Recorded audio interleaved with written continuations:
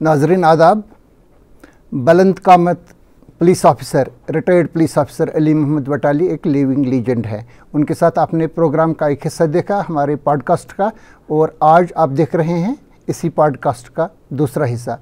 वटाली साहब के बारे में जिन नाजरीन को बहुत ज़्यादा मालूमात नहीं है उनके लिए ये बताना चाहूँगा कि इन्होंने 34 साल तक जम्मू कश्मीर पुलिस में काम करने के बाद 5 साल तक रियासती पब्लिक सर्विस कमीशन में अपने फ़राइज़ सरअंजाम दिए और उसके बाद ये रिटायर हो गए। और ये एक जो कश्मीर की सियासी हिस्ट्री है उसके ऐनी गवाह हैं, बहुत ही पूरा शुभ दौर के।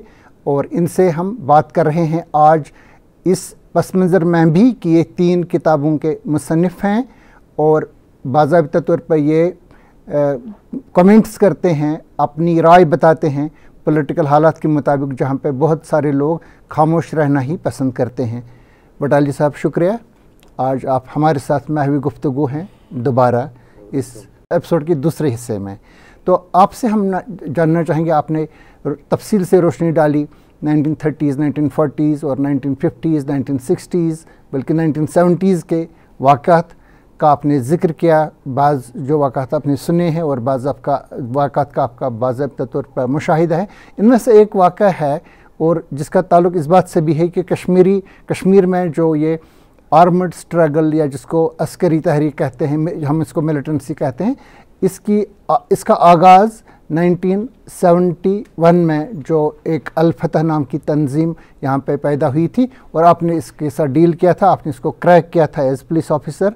आपसे हम ये जानना चाहेंगे, ये नहीं कि आपने इसको किस तरह से क्रैक किया, ये मेरे ख्याल से हमारे बहुत सारे नाजरीन को मालूम है। ये जानना चाहेंगे कि ये कैसे वजूद में आई, क्या एक होम ग्राउंड ऑर्गेनाइजेशन थी और इनसे क्या असलहा बरामद हुआ था, कम्युनिकेशन सिस्टम इनका क्या था। आपने एक पिस्तौल का जिक्र किया है, क्या वाकई एक ही पिस्तौल इनके पास थी और इनका आगे मनसूबा क्या था और इसको किस तरह से फिर इनको वहाँ पर टेम किया गया और उनको मेन स्ट्रीम में लाया गया, इस बारे में हम आपसे जानना चाहेंगे। बेसिकली ये वाक़ा ही ऐसा है कि अल-फतह वगैरह का किसी को पता नहीं था। तो एक इतला मिली कि जो कुछ पुलिस ऑफिसर वर्दी पहन के पुलिस ऑफिसरों की Hazratbal branch of Jammu Kashmir bank में गए जी। और वहाँ पर उस जो मैनेजर थे वो कश्मीरी पंडित था, सीधा साधा आदमी था। वो उसको कहा तुमने आज कैश लाया है स्टेट बैंक से और कश्मीर में वहाँ पर कुछ एम्बेजलमेंट हुई है जी। तो लिहाजा ये कैश मत डिस्बर्स करो, इसको बंद करो और बंद करके ट्रंक में हमारे साथ चलो जी। तो बिल्कुल सब वर्दी पहन के थे, पुलिस की वर्दी, पुलिस वर्दी। तो ये बेचारा सीधा साधा ही था, इसने कुछ नहीं किया, टेलीफोन नहीं किया किसी को, तो बैठ गया गाड़ी में, उनकी टैक्सी थी उनकी, वो चले गए। तो रास्ते में उसको धक्का दे के नीचे गिरा दिया तो भाग गए, गायब हो गए, कहीं कुछ सुराग नहीं, कुछ पता नहीं, कुछ नथिंग। तो it was not in my jurisdiction, मेरा जुरिसडिक्शन सिटी साउथ था। ये वाक़ा हुआ था हज़रतबल में, ये रूरल माना जाता था उस वक़्त। तो लिहाजा शाम को एक मीटिंग बुलाई गई, जी सारे आ जाओ पुलिस स्टेशन कोठी बाग में। पहुँच गया, मैं भी पहुँच गया। आप उस वक्त क्या थे वहाँ पे? मैं डीएसपी था, एसडीपीओ कोठी बाग जिसको हम आजकल कहते हैं। आजकल कोठी बाग कहते हैं, उसे साउथ कहते थे। और उसका ऑफिस था उसमें पुलिस ऑफिस में ही जी। तो वहाँ से फिर मैं शाम को जब सारे पुलिस ऑफिसर्स को बुलाया गया तो वहाँ पर ये सब बातें चली। सारे पुलिस ऑफिसर जो है सीनियर थे हमारे, तो उन्होंने बताया भाई आपकी राय क्या है, क्या नहीं है वगैरह शगैरह। इतने में उन्होंने कहा कि हमने वहाँ पर वो जो एक बंदा था उनके पास उस वक़्त, वो उस वक़्त इसका बैंक का मुलाजिम था, द ओनली जेन्युइन मुलाजिम, उसको लाया था कंसर्न पुलिस ने उठा के। तो उसको जब पूछा गया तो उसने कहा कि साहब इस तरह हुआ, उसने वो वाक़ा बयान किया। तो हमने उनको पूछा भाई किसी को तो तुमने पहचाना तो होगा, कुछ है? उसने कहा साहब दरअसल ये बात है कि मैं एसपी कॉलेज में जब पढ़ता था जी, एक लड़का वहाँ पर, मैं साइंस स्टूडेंट था कि आर्ट स्टूडेंट था, एक लड़का साइंस स्टूडेंट था, उसकी शक्ल मुझे इन 4-5 लोगों में नज़र आई। अच्छा। तो कहा तुम पहचान सकते हो उस आदमी को? कहा मैं कह नहीं सकता हूँ, अगर कोई फ़ोटो कुछ आदमी मेरे सामने आए तो मैं कह सकता हूँ। तो पुलिस ने क्या किया, तब तक नोबडी वाज, मैं इसमें इन्वॉल्व ही नहीं था। तो पुलिस गई एसपी कॉलेज में से, उन्होंने सारे उस साल के एडमिशन फॉर्म्स लाए जी। एडमिशन फॉर्म को इनके सामने रखा इस लड़के के, कहा भाई देखो अगर कुछ है, क्योंकि फ़ोटोग्राफ लगी हुई थी एडमिशन फॉर्म पर जी। उसने पिन पॉइंट किया इस बंदे को। इसका नाम था फारूक जी। ये था उसका बेटा जो वहाँ एमएलए था, संबल सोनावारी का। संबल सोनावारी का नहीं था, बांडीपुरा। बांडीपुरा से भी इधर जहाँ वो पत्थरों की कान है, सदरकोट बाला। हाँ सदरकोट बाला का जो था खालिक भट्ट साहब जी। उसका बेटा था, वो एमएलए था। जी। तो खैर वहाँ गए अफसर लोग, जब तलाशियाँ वलाशियाँ की, कुछ नहीं मिला वगैरह शगर। उस रात बड़ी एक्टिविटीज़ हुई। तो दूसरे तीसरे दिन मीटिंग हुई। फिर तो मुझे कहा कि जी इस केस को आप सोली तफ्तीश कर लीजिए, क्योंकि इस तरह ये बात बनेगी नहीं। You are the chief investigator officer, बाकी जिसको आप चाहते हो लेना उसको ले जाओ। एसएसपी कौन थे उस वक्त? एसएसपी वली शाह साहब जी, सईद वली शाह। हाँ सईद वली शाह, सईद वली शाह ही थे। हाँ जी। तो उसके बाद मैं घर पे था तो एक लड़का मेरे पास आया, उस पान वाले का बेटा था। जी। किस पान वाले को? रिगल चौक में वो जो मशहूर पान वाला था, मीर। जी अब्दुल रहमान का बेटा था। जी। तो अब्दुल रहमान के पास मैं उस ज़माने में पान वान खाने का था। जब मुझे ये असाइनमेंट दी गई, अभी मैंने ज्वाइन किया, मैं अब जा रहा था उधर ज्वाइन करने। तो मैंने कहा चलो पान खा लेंगे। तो उसने पान शान बनाया, तो कहा कि मेरा बेटा जो इसको जानता है। किसको? फारूक को। अब फारूक था ना हमारे पास स्टार एक। मैंने कहा ठीक है, मैंने कोई इंटरेस्ट खास दिखाया नहीं। मैं कहा ठीक है यार, भेजो उसको, मेरे घर पे भेज दें कल सवेरे, तो बात करेंगे उसके साथ कुछ अगर होगा। I didn't give much importance, दो आई वाज हैप्पी इनसाइड कि आदमी मिल गया मुझे कि जिसको ये जानता है। नेक्स्ट डे भी मैं सोया ही था तो बंदा पहुंचा था मेरे घर में जी, जवाहर नगर सरकारी क्वार्टर्स में। जी। तो वहाँ से जनाब मैंने इसको कहा गाड़ी में बैठो चलो। इसको मैं पीछे बिठाया तो चले गई, जीप थी। तो मैंने उसको शुरू की बात करनी इंटरोगेशन सेंटर में। मैं कहा बताओ क्या है, कैसे है, वो है, ये है। He did not tell me anything valuable, even a hint. मैं कहा इसने तो खुद ही आया, ये खुद ही बताता ही नहीं कुछ जिससे मुझे कोई मदद मिली, और ये इधर उधर की बातें बता रहा है। मैंने कहा यार तुम मुझे एक सवाल का जवाब दे दो। कहा क्या? मैं कहा तुमने अपने बाप को कहा कि मैं वटाली साहब की हेल्प करूंगा, या उसने तुम्हें कहा कि तुम वटाली साहब की हेल्प करो? अच्छा। तो कहा मैं नहीं कहा। मैंने कहा उठो, खड़े हो जाओ, उठो, गेट अप। तो खड़ा हो गया। मैं कहा you are a plant, you have been planted those people who are responsible for this with me. I am not going to question you for some time, but I will keep you with me. बैठो, फलानी कमरे में बिठाया उसको। तो बात ख़त्म, उधर चली गई। उसके बाद चलता गया तो वही इसको फिर घर भेजा या वहीं पे रखा? नहीं, बंद किया मैंने। हाँ, मैंने घर कहाँ भेज दिया, ये तो मेरे पास ताश का पता था। अच्छा। अब इसने बताया नहीं, मैंने कहा आहिस्ता आहिस्ता चलेगा सारा, पता नहीं किस दिन ये काम आएगा नहीं भी आएगा, लेकिन आपने डिटेन कर लिया। रखो बैठ।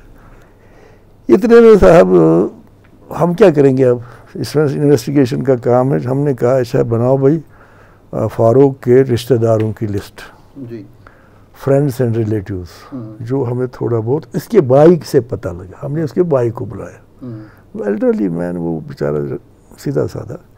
उससे पूछ के हमने इसके रिश्तेदारों के नाम लिखे, इसके कॉन्टैक्ट्स लिखे, इसका सारा लिखा। इसका नाम भी उसमें आया, इस पान वाले के बेटे का भी। हाँ जी, ये भी है। अब हमने ये सारे बुलाए एक एक करके, कोई डॉक्टर बना है, कोई मैं पता नहीं इंजीनियर बना है, कोई कुछ बना है, सबसे पूछ पाछ करके हमें कुछ नहीं मिला। अच्छा, नथिंग। तो हो गया ख़त्म बात। उस दिन अब मैं बड़ा ही डिस्करेज हो गया। मैंने कहा यार इतने दिन मैंने इसमें सर्व किए, I have no progress, no hope, तो ये तो फेलियर है मेरा। तो फिर मैंने क्या किया कि हमें हाँ, मुझे ख्याल आया एक दफ़ा कि मैं जाऊंगा, ये जहाँ रहता था मेडिकल कॉलेज हॉस्टल में, क्योंकि वो मेडिकल स्टूडेंट था जी। मैं मेडिकल कॉलेज हॉस्टल गया, वहाँ मैं इसका कमरा पता वता करके तो चौकीदार से तो हमने खुद ही कोई ऑप्शनली नहीं, हमने अंदर गए। वो जो पुराना हॉस्टल था टैटू ग्राउंड के पास, वहाँ, हाँ, बिमना में। हाँ। तो वहाँ गए, उसके कमरे में तलाशी ली, कोई ख़ास मसला मिला नहीं, यही लड़कियों के शक्लें, फ़ोटोग्राफ्स वगैरह शगैरह, कुछ paintings, he was a painter also. अच्छा। पेंटिंग बनाए थे, और कुछ डायरीज़ पड़ी थी, कुछ बड़ी डायरीज़, कुछ छोटी डायरीज़, कुछ मैंने कुछ रैंडम सी डायरीज़ वायरीज़ उठा के तो चल दिए। तो चले गए, तो फिर पहुंच गए दफ्तर में, तो वहाँ मेरे साथ एक ऑफिसर था। मैंने उससे कहा ये देखो, इसमें अगर कुछ मिलता है देखो।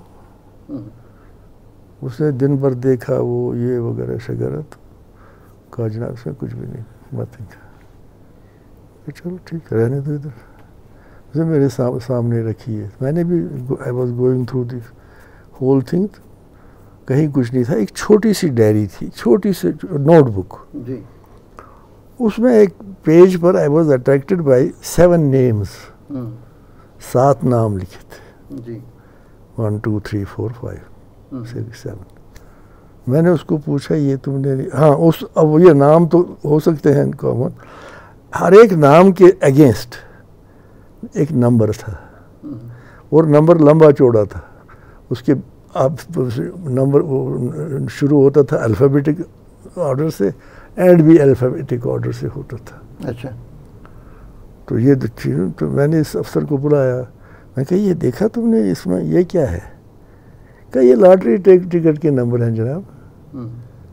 मैं कहा लॉटरी टिकट में मैं तो खरीदी कभी नहीं है, अलबत्ता मैंने देखी है। उसमें नंबर पहले अल्फ़ाबेट होता है, फिर नंबर होता है, नंबर के बाद कुछ अल्फ़ाबेट नहीं होता।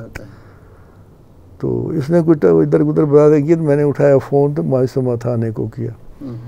मैं कहा बाहर जाओ यार, ऐसे उसको ऑफिसर को मैंने कहा तुम हर एक स्टेट की लॉटरी टिकट्स, जो भी उस ज़माने में फैशन था वो लॉटरी, तुम वो नंबर मुझे दे दो हर स्टेट का। तो उसने सारे स्टेटों के आसाम वसाम वो ये वगैरह वगैरह ला के तो मुझे डिक्टेट कर लिया। किसी में नहीं था अल्फ़ाबेट, मैच नहीं हुआ, अल्फ़ाबेट पीछे नहीं था। अच्छा, नहीं था, अल्फ़ाबेट आगे था। तो ये कंफर्म हुआ कि ये वो मसला, ये कुछ और है। और नाम इसमें थे जो ना आम नाम थे। अलबत्ता एक मोहम्मद यूसुफ था जी।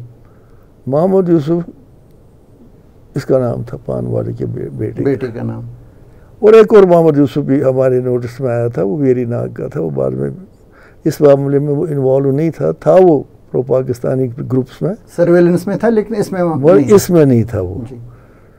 तो खैर हमने मोहम्मद यूसुफ को, अब हमारे पास मटेरियल आ गया थोड़ा बहुत। एक दिन अब जब हमें कुछ करने को ही नहीं है, तो मैंने इसको रात को बुलाया। मैं रात को भी 16 दिन मैं घर नहीं गया हूँ। अच्छा। 16 days and it was worked out in 16 days। तो मैं बैठा हूँ, तो मैंने इसको बुलाया। मैंने कहा बताओ यार, अब तो काफ़ी दिन हो गए तुम्हें भी, तुमने वादा भी किया है बाप से भी मुझे भी कि तुम मेरी मदद करो, अभी तक तुमने कोई मदद तो की नहीं।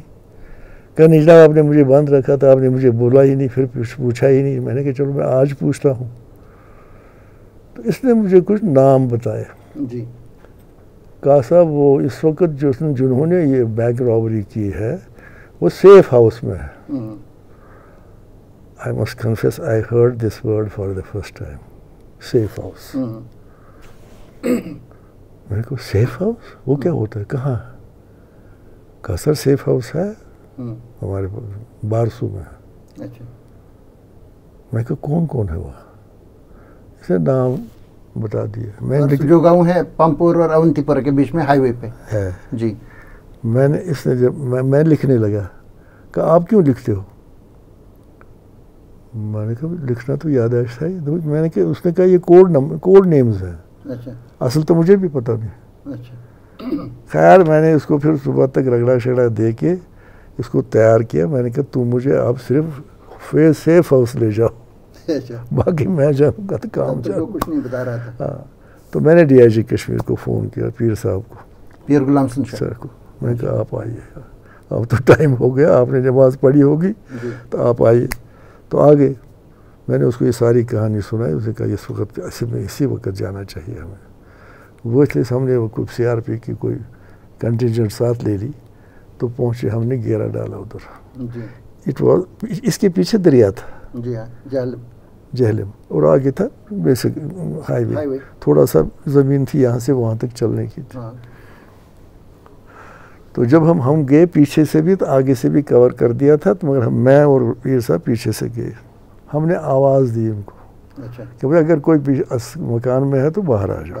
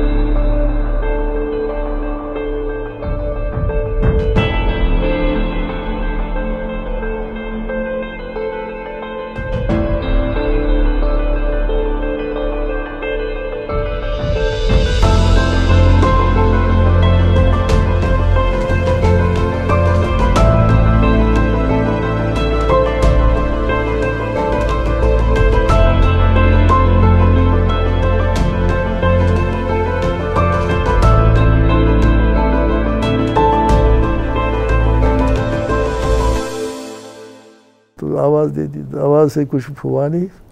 अल्टीमेटली हमने कहा जी हम ये बम से उड़ा रहे हैं, हम मकान में चूँकि कोई नहीं है, विल ब्लास्ट द हाउस। अच्छा।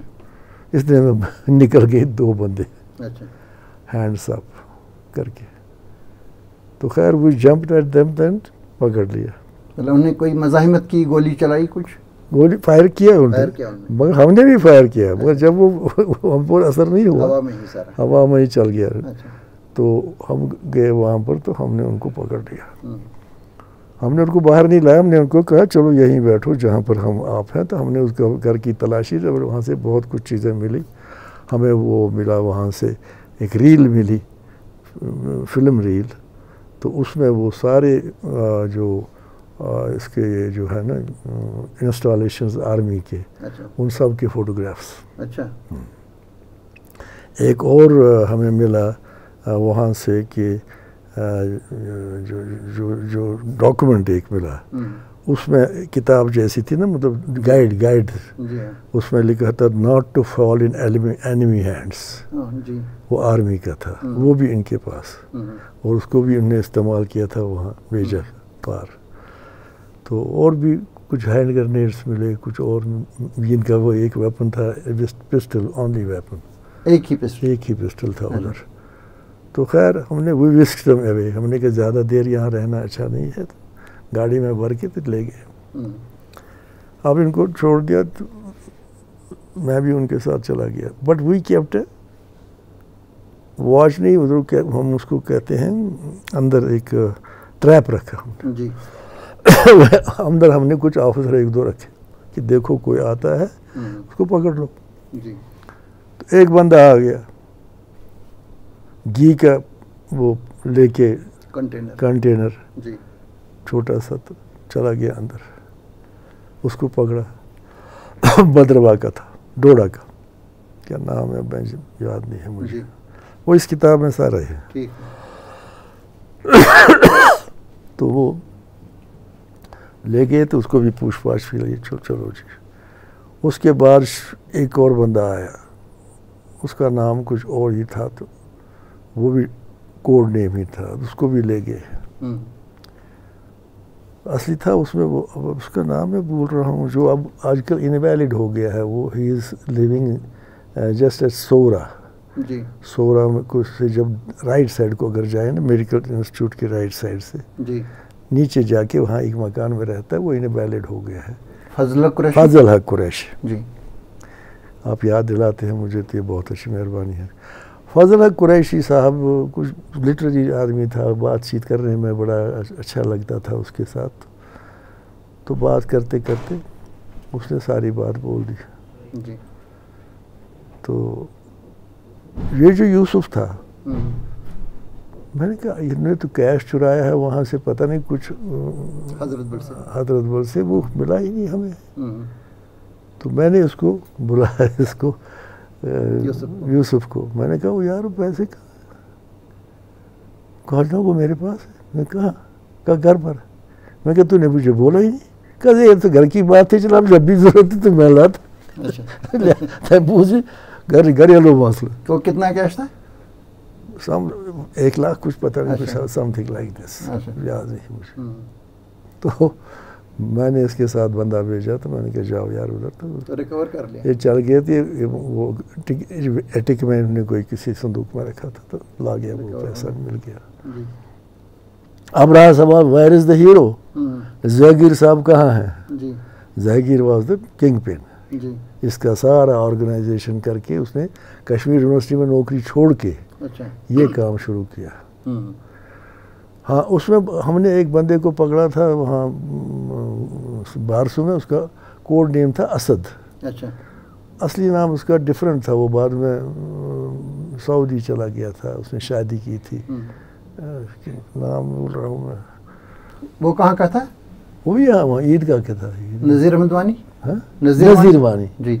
नज़ीर वानी जनाब था, तो नज़ीर वानी से भी बातचीत की, कहाँ है क्या है। इतने में समझे इसने बताया कि वो जी शहीदगंज में है जहांगीर जी, फला मकान में। तो गए हम। हाँ, उसके पास हमारी इतला के मुताबिक एक पिस्टल था जी, नज़ीर वानी के पास ना, जहांगीर के पास। अच्छा। तो लिहाजा इट वाज पॉसिबल ही में फायर जी। तो हम भी तैयार व्यार गए, तो मगर हमने खटखटाया नहीं दरवाज़ा। भाई वो था क्या पता नहीं, अगर दूसरी तरफ से चला गया, भाग गया, किसी कोई और दरवाज़ा हो, कोई और खिड़की से निकले, तो बेटर ये है कि इससे वी क्लाइम्ड द प्लेस। पहले एक स्टोरी थी जिसका छत बाहरी था, हम उस छत पर गए, फिर छत से हमने क्लाइम करके हम इस बराबर इसके कमरे के बाहर पहुँचे। अब दरवाज़ा था, हमने कहा अब दरवाजे में कैसे अंदर जाए, अगर हम अंदर जाए खटखटाएँ ये गोली मारेगा, तो लिहाजा बेहतर है दरवाजे को धक्का दम दे के तो फ़ौरन ज़मीन पर गिर जाओ जी। तो हम ज़मीन पर, मैं और मेरे दोस्त पास साथी थे, तो कर दिया। ये बैठा था ऐसे लिहाफ के नीचे बेड पर। अच्छा। तो मैं फ़ौरन इसके ऊपर जंप किया मैंने, तो हाथ एग्जैक्टली कहाँ पे? शहीदगंज में अंदर। जब यहाँ से ओल्ड सेक्रेटरी की तरफ जाते हैं ना, तो पुल की तरफ नहीं जाना है, नीचे की तरफ जगह, वो जो फिर उसके बाद मिलता है वो रोड, इसी मेन रोड के साथ। उसी में एक बड़ा मकान है 4 मंजिला। अच्छा। उसमें तो खैर मैंने जंप किया, उसने कहा साहब मेरे पास कुछ नहीं है, ये मेरा रिवॉल्वर ये है, वो लटक रहा था। अच्छा। तो उसमें वाज़ेबता लोडेड था वो। अच्छा। बट ही मैंने कहा जब तुम्हारे पास लोडेड, अब जब खैर उसको उतारा, हमने जीप में बिठाया, मैंने स्टीयरिंग अपने हाथ में ली, इसको सामने बिठाया, बाकी आदमी पीछे बैठ गए। रास्ते में अब बातचीत शुरू हो गई। कहा साहब मुझे ये बताइए, अब ये खुद ही पूछ रहा है कि जो यूनिवर्सिटी का ऑपरेशन था वो ज़्यादा फूल प्रूफ था, या जो बाद में हमने दूसरा ऑपरेशन किया पुलवामा में, इससे पहले किया था इन्होंने, एजुकेशन ऑफिस से सेफ चुराई थी। अच्छा। वो बाद में इन्हीं से मिली हमें वो सारी कहानी फिर। अच्छा। तो वो मगर पूरा वो नहीं मिला था, इनकी हिसाब से वो सेफ भी हमें बाद में मिला, सब कुछ मिला। कहा देखो, मैंने कहा क्या कहा, जो वो ऑपरेशन पुलवामा था वो मैंने प्लान किया था। अच्छा। और बड़ी सोच समझ से था, और आप उधर तक पहुंच नहीं पाए। अच्छा। कहा जो ऑपरेशन है अल-फतह का, ये नज़ीर ने किया है। अच्छा। वहाँ जाना, वर्दी पहनना, बैंक लूटना, ये कहाँ छुपती है बात। लिहाजा ये नज़ीर वानी रैश आदमी है। अच्छा, ये ऑपरेशन ही फ्लॉड है, ये ऑपरेशन इसने किया। अच्छा। लिहाजा ये सारी कहानी जब बन गई तो फिर इनके स्टेटमेंट होने लगे। मतलब इनके यहाँ से सिर्फ असला यही दो, एक पिस्टल और एक रिवॉल्वर। हाँ नहीं, फिर बाद में हमें वो कुछ असला इसके हैंड ग्रेनेड्स मिले। अच्छा, वो भी मिले। हाँ वो मिले हैंड ग्रेनेड्स के, वही बारसू से मिले। और भी मुझे याद नहीं, कुछ अच्छा खासा। लेकिन इस्तेमाल उन्होंने नहीं किए कभी, इसमें तो इस्तेमाल नहीं किया ग्रेनेड वगैरह।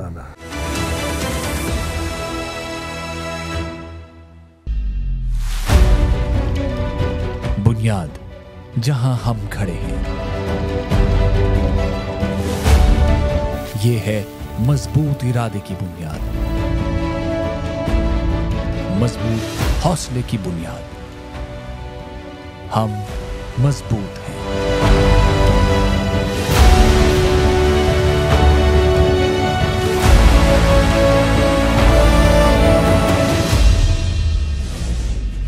ये घर, ये दरो दीवार, ये राहें, सब गवाह हैं इस मजबूती की।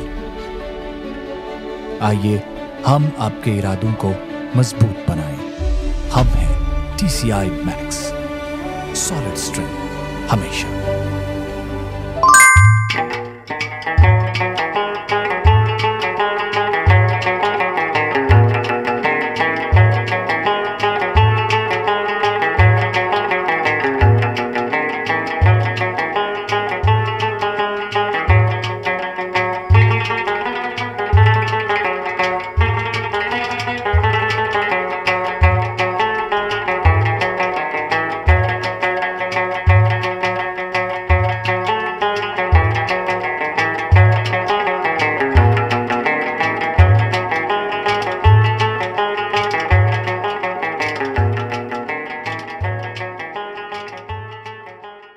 अल्टीमेटली ये एक सवाल है कि या हाँ, एक और इनका प्लान था ना, जो मैंने इसमें अलग लिखा है जी, इसमें नहीं है ना, वो शायद पुरानी किताब, दूसरी किताब में, उसमें मैंने लिखा है कि इनका एक प्लान था टू किल इंदिरा गांधी। अच्छा, वो भी प्लान था। हाँ, अच्छा। इंदिरा गांधी का प्रोग्राम बना था बाई रोड आने का, एयरपोर्ट से जुलूस की सूरत में सादिक साहब के ज़माने में, और उसको वो ले जाना चाहते थे via Hari Singh high street. अच्छा। वो पैलेस ऊपर ना, जो गेस्ट हाउस है जी। तो इन्होंने प्लान बनाया कि हम ऐसी जगह बैठेंगे जहाँ इसका जो मोटर है, गाड़ी है, ओपन व्हीकल, उसको हम ऊपर से डालेंगे ग्रेनेड। अच्छा।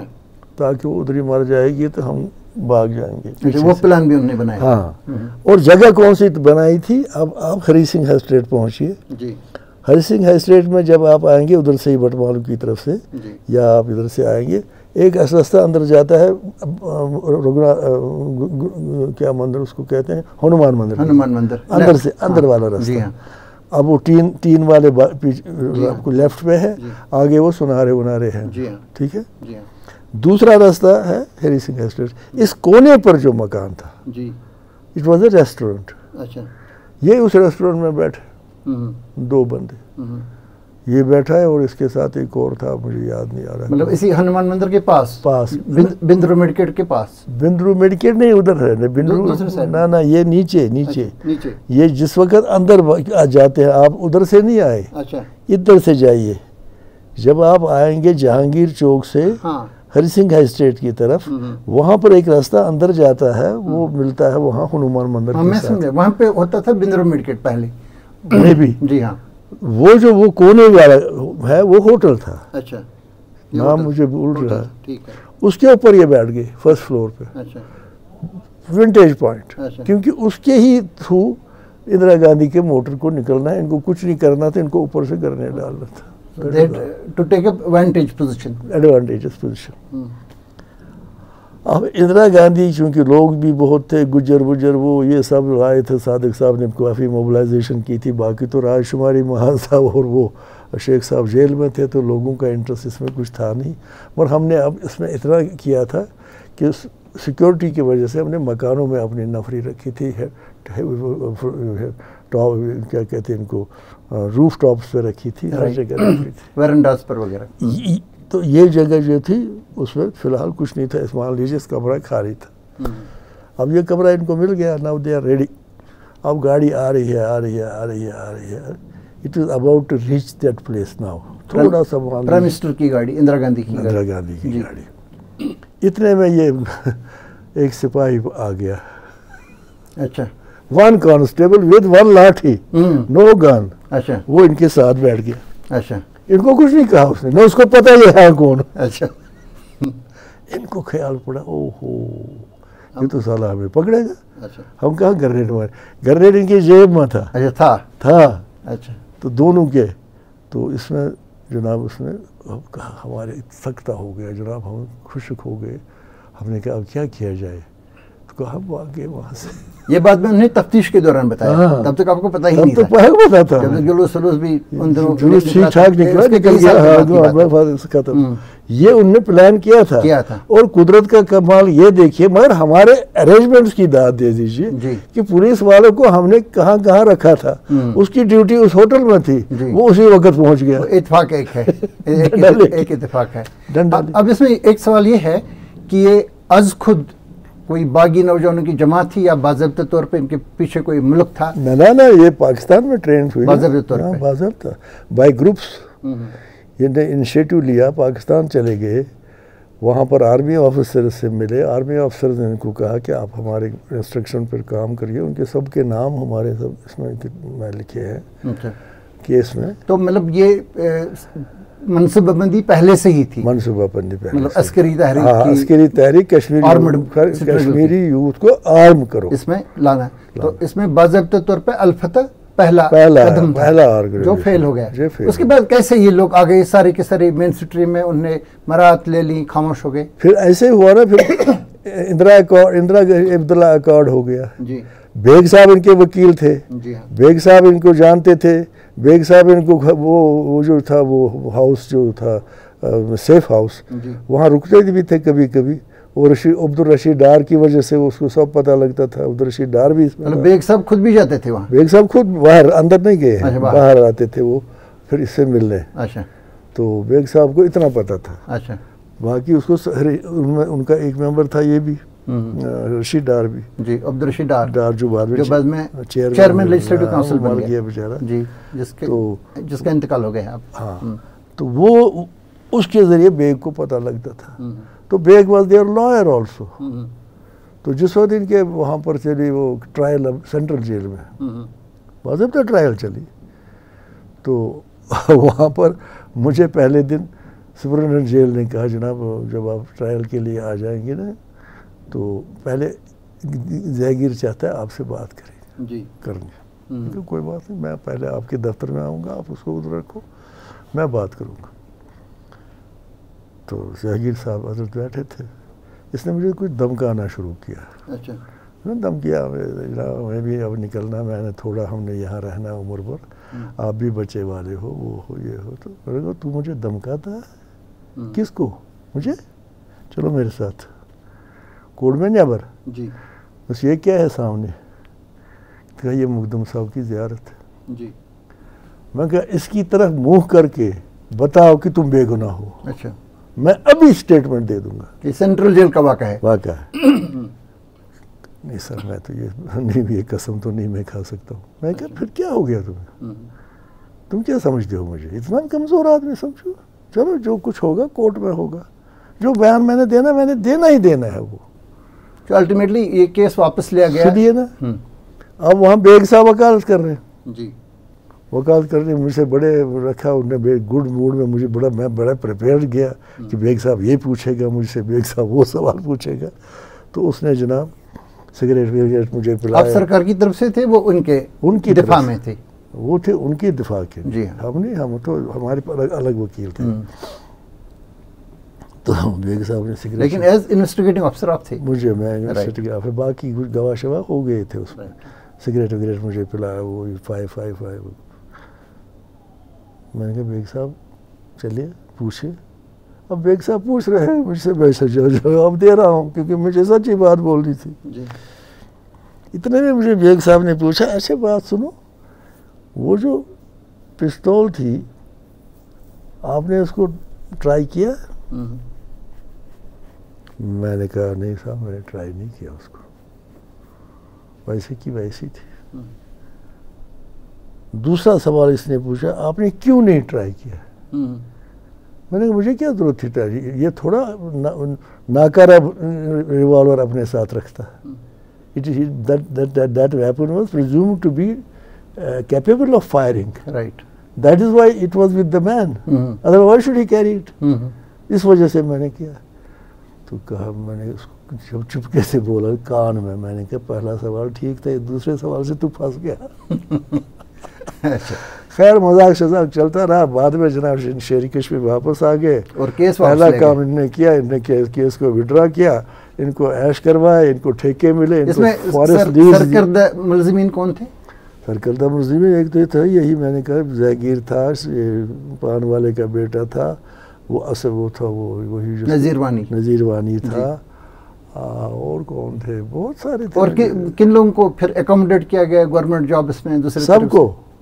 कोई खास इनमें? कोई खास, हाँ सलीम एक लड़का था अनंतनाग का, सलीम बेग नहीं था, सलीम कुछ था, सलीम बेग ही शायद था, उसको वो बैंक मैनेजर बन गया। अच्छा। Every one of them. एक और था वो लगा वहाँ पर लोकल म्यूनसिपैलिटी में, निसार मुलाजिम, एवरीबॉडी, ऑल ऑफ देम। और जिसकी शादी बाद में हुई, पहला इनविटेशन मुझे मिलता था। अच्छा। बटाली साहब को जी पहले बुलाना।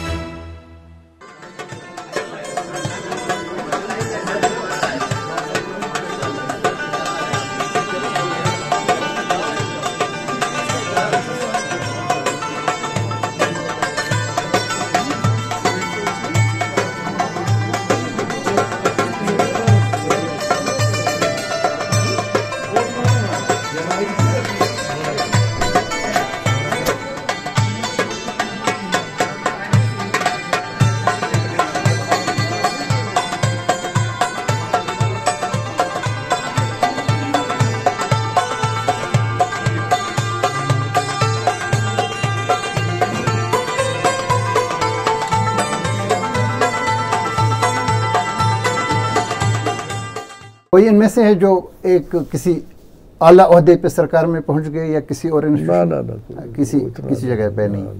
तो हम ज़रा आगे चलेंगे हम, लेकिन आएंगे फिर इसी मौजू के साथ जो मिलिटेंसी है कश्मीर की, ये कहाँ शुरू। बीच में एक वाक़े की तरफ हम जानना चाहेंगे। 26 जुलाई 1980 जिस वक्त आप ज़ख्मी हुए, जब आर्मी की तरफ से आप पे एक हमला हुआ श्रीनगर में, बडशा चौक में। तो उस वक्त मुझे याद है कि शेख मोहम्मद अब्दुल्ला ने दूसरे दिन एक जलसा किया लाल चौक में, तो उसने वो मामला निपटाया। अदरवाइज़ जो उस दिन वाक़या हुआ था, आर्मी के लोग निकले थे वो हॉकी स्टिक्स लेकर के, तो उन्हें टैक्सी स्टैंड नंबर 1 और 2 था जो बिस्कुट के बाहर वो गाड़ियाँ जलाई थी, तोड़ फोड़ ज़बरदस्त कर ली थी।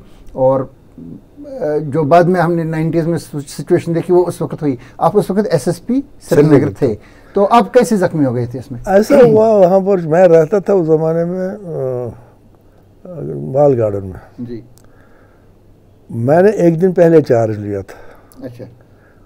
श्रीनगर, मैं जम्मू से आया था, जम्मू में मैं SP CID था, वहाँ से मेरी ट्रांसफ़र हुई थी, तो मुझे लगाया था श्रीनगर SSP जी। तो मैं अपने घर में रहने लगा, तो मेरे पास कोई टेलीफोन था नहीं, वो मोबाइल तो थे नहीं उस ज़माने में, क्योंकि उस ज़माने में टेलीफोन शिफ्ट करने में भी 1-2 दिन 3 दिन लगते थे। तो रोज़ों का टाइम था, तो मैं घर जा रहा था कोठी बाग की तरफ से आके, मैं बिल्कुल बडशा चौक में एक गाड़ी आर्मी की बड़े ऑकवर्डली खड़ी थी बीच में। मैं रुका, मैंने कहा भाई सिवाय ट्रैफिक सिपाही था, मैंने कहा ये गाड़ी बीच में क्यों है, आर्मी गाड़ी खामखा, इसमें ड्राइवर, कहा साहब इसमें ड्राइवर है मगर वो पिए हुए है, is a drunk, he doesn't know anything. अलबत्ता 2-3 आदमी और इसमें थे, वो भाग गए जी, उनने जंप किया तो निकल गए। मैंने कहा कोई बात नहीं, ऐसा कोई ड्राइवर लाओ KMD से, इस गाड़ी को थाने में ले जाओ। आपके साथ कितने लोग थे और आपके साथ कोई लोग थे आपके? कोई नहीं, मुहाफिजीन? नहीं कोई मुहाफिजीन कहाँ होते थे उस जमाने। फिर आपके अपनी गाड़ी में चले गए? मैं अपनी गाड़ी में, पुलिस की गाड़ी में, मतलब कार थी वो।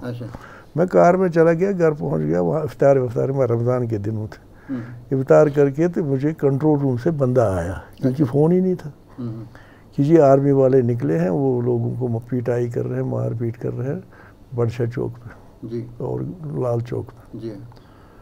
मैं ऐसे ही निकल गया पैदल, ना गाड़ी ना कुछ, चला ही निकल गया। रास्ते में मुझे 2-3 सिपाही नजर आए अपने, मैंने कहा चलो मेरे साथ, मैंने कहा चलो इनको भी देखो, अपने साथ ले जाऊंगा। मैं पहुंचा, ये जो है ओल्ड सेक्रेटरीट का गेट जी, पुल के साथ जी, तो वहाँ पर मैं रुका, तो इधर से एक जीप आ गई, ओपन हुडेड जीप, अच्छा, बटमालू की तरफ से। उसमें एक ही ऑफिसर था, मेजर ऑफिसर, मेजर रैंक लेके, वो खुद ही ड्राइव करता था, हुड वगैरह कुछ नहीं था। तो ये इसने मुझे देखा तो मैंने इसको हाथ से रोका तो ये रुक गया। मैं कहा साहब ये क्या मामला है, अगर कोई प्रॉब्लम है, कोई आपको परेशानी है, विल डिस्कस इट, आप आइए बैठेंगे किसी जगह, मगर don't take law into your own hands. अच्छा, he didn't answer me, he didn't think proper to talk to me and left. कहाँ गया तो बोले कुछ नहीं। अब वहाँ पर एक बंदा था सिनेमा बुलाकर, और ये सिपाही, ये मेरे साथ, मैंने कहा चलो मेरे साथ। अब हम गए बड़शाह चौक की तरफ, ये जो बुलाकर था ये राइट टर्न करके निकल गया पैलेडियम की तरफ। अच्छा। तो वो जो सिपाही थे उनको मैंने कहा यार तुम एक काम करो, तुम माइसुमर लोकेलिटी में जाओ, लोगों को वार्न करो, यहाँ आर्मी अब खुले बंदों फिर रही है, दे में एंटर देयर हाउसेस। आप दरवाजे बंद कर लो, आप दरवाजे बंद करो, कांज लोर कन्या अनिव तम थो बुच तिमन, मगर दरवाज गस उतराव क्या लग ना मे अथ पान बह कुन। अब मैं आगे चल रहा हूँ, मैं पहुँचा लक्ष्मी कमर्शियल बैंक के पास, वहाँ फुटपाथ पर खड़ा हो गया, तो उस चौक में 4-5 आर्मी वाले खड़े थे। अच्छा। उनने मुझे शायद नोटिस किया या नहीं किया, आई वॉज इन यूनिफॉर्म। अच्छा। तो नथिंग हैपेंड, मुझे मेरी तरफ उनने कोई तवज्जो नहीं दी। इतने में एक बच्चा आ गया, 8 साल का 9 साल का, साइकिल पर के उधर मौलाना आज़ाद रोड की तरफ से, उस पर इनने उस बच्चे को रोक दिया तो दे पिटाई शुरू। तो मैं आ गया, मैं बीच में पड़ गया, मैंने कहा क्या कर रहे हैं आप, ये बच्चा है, क्यों मार रहे हैं उसको। अच्छा। तो उस बच्चे को ये टाइम मिला तो वो भाग गया, साइकिल उधर ही छोड़ के। तो इन्होंने मेरी तरफ जब देखा तो बड़े नेस्टी, हाथ में इनके डंडे हैं, आयरन रॉड्स। तो मैंने कहा देखो मैं IPS ऑफिसर हूँ, मैंने हाथ नहीं लगाना। जनाब एक उठा तो दाड़ा गुजर, मेरे मार दिया मुंह पर, तो दूसरा सर पर, तीसरा कहें तो मैं नीचे गिर गया। I lost my senses, I do not know कि मैं कितनी देर वहाँ रहा। उतने में मुझे आवाज़ आई कान में, वटेर सभा।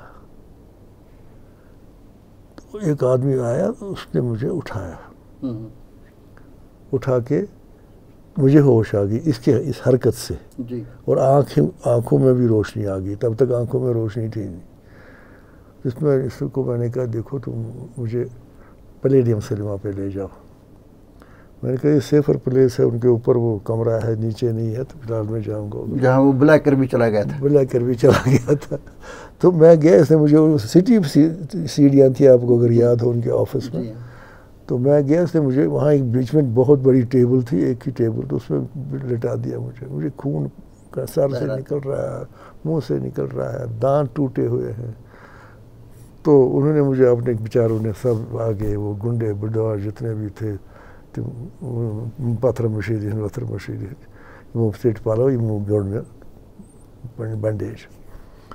और मैंने इन्होंने टैक्सी लाई, चलो जनाब आप अस्पताल ले जाएंगे आपको। मैंने कहा देखो अस्पताल मुझे तुम हवा कदर से ले जाओ, क्योंकि इधर से यही लोग हैं, ये जो ही हमें देखेंगे ये तुम्हें में मारेंगे हमको भी मारेंगे। अच्छा। तो उस होटल में वहाँ जो जिस वक्त वर्षा ब्रिज क्रॉस करेंगे ना इधर से लाल चौक की तरफ से, वहाँ राइट साइड में एक बिल्डिंग बड़ी है वो, अब उस वक्त में होटल था। उस होटल में एक बेचारा एक लड़का था, वो दरवेश लड़का था, वो खिड़की से देख रहा था। अच्छा। उसको गोली मारी और वो मर गया उधर ही। मर गया? हाँ, इन्होंने। अच्छा। तो ये चलता रहा। तो मतलब कर्फ्यू खुद ही नाफिज किया? खुद ही नाफिज किया। अच्छा। तो मैं चला गया, अब इन्होंने मुझे पहुंचा दिया हॉस्पिटल में, धक्का दे के गाड़ी को धक्का दिया। अच्छा। हवा कदल से लेके उधर अंदर गए, फिर क्रॉस करके गाँव कदल बसंतबाग साइड से, बसंतबाग साइड से ना, फिर हवा कदल। जी हाँ। तो हवा कदल से आगे फिर एसएमएचएस हॉस्पिटल में इन्हें मुझे फ़ौरन पहुंचाया वहाँ पर कैजुअल वार्ड की तरफ। तो वहाँ पर ऑपरेशन थिएटर में डाल दिया। वहाँ पर एक पंडित बेचारा था, चिरू, डॉक्टर चिरू, तो ही वॉज ऑन ड्यूटी। तो उसने मुझे ज़ख्म साफ वाफ किया, तो खून बंद करने की कोशिश की। कहा सब, मैंने कहा यार बात सुनो, तुम मुझे ज़ख्म जो टाँके वगैरह लगा रहे हैं, कैसा टाँके तो मैं बगैर एनेस्थीसिया के नहीं लगा सकता हूँ, और एनेस्थीसिया को हमने बुलाया है। तो he is on his way. Excruciating pain था।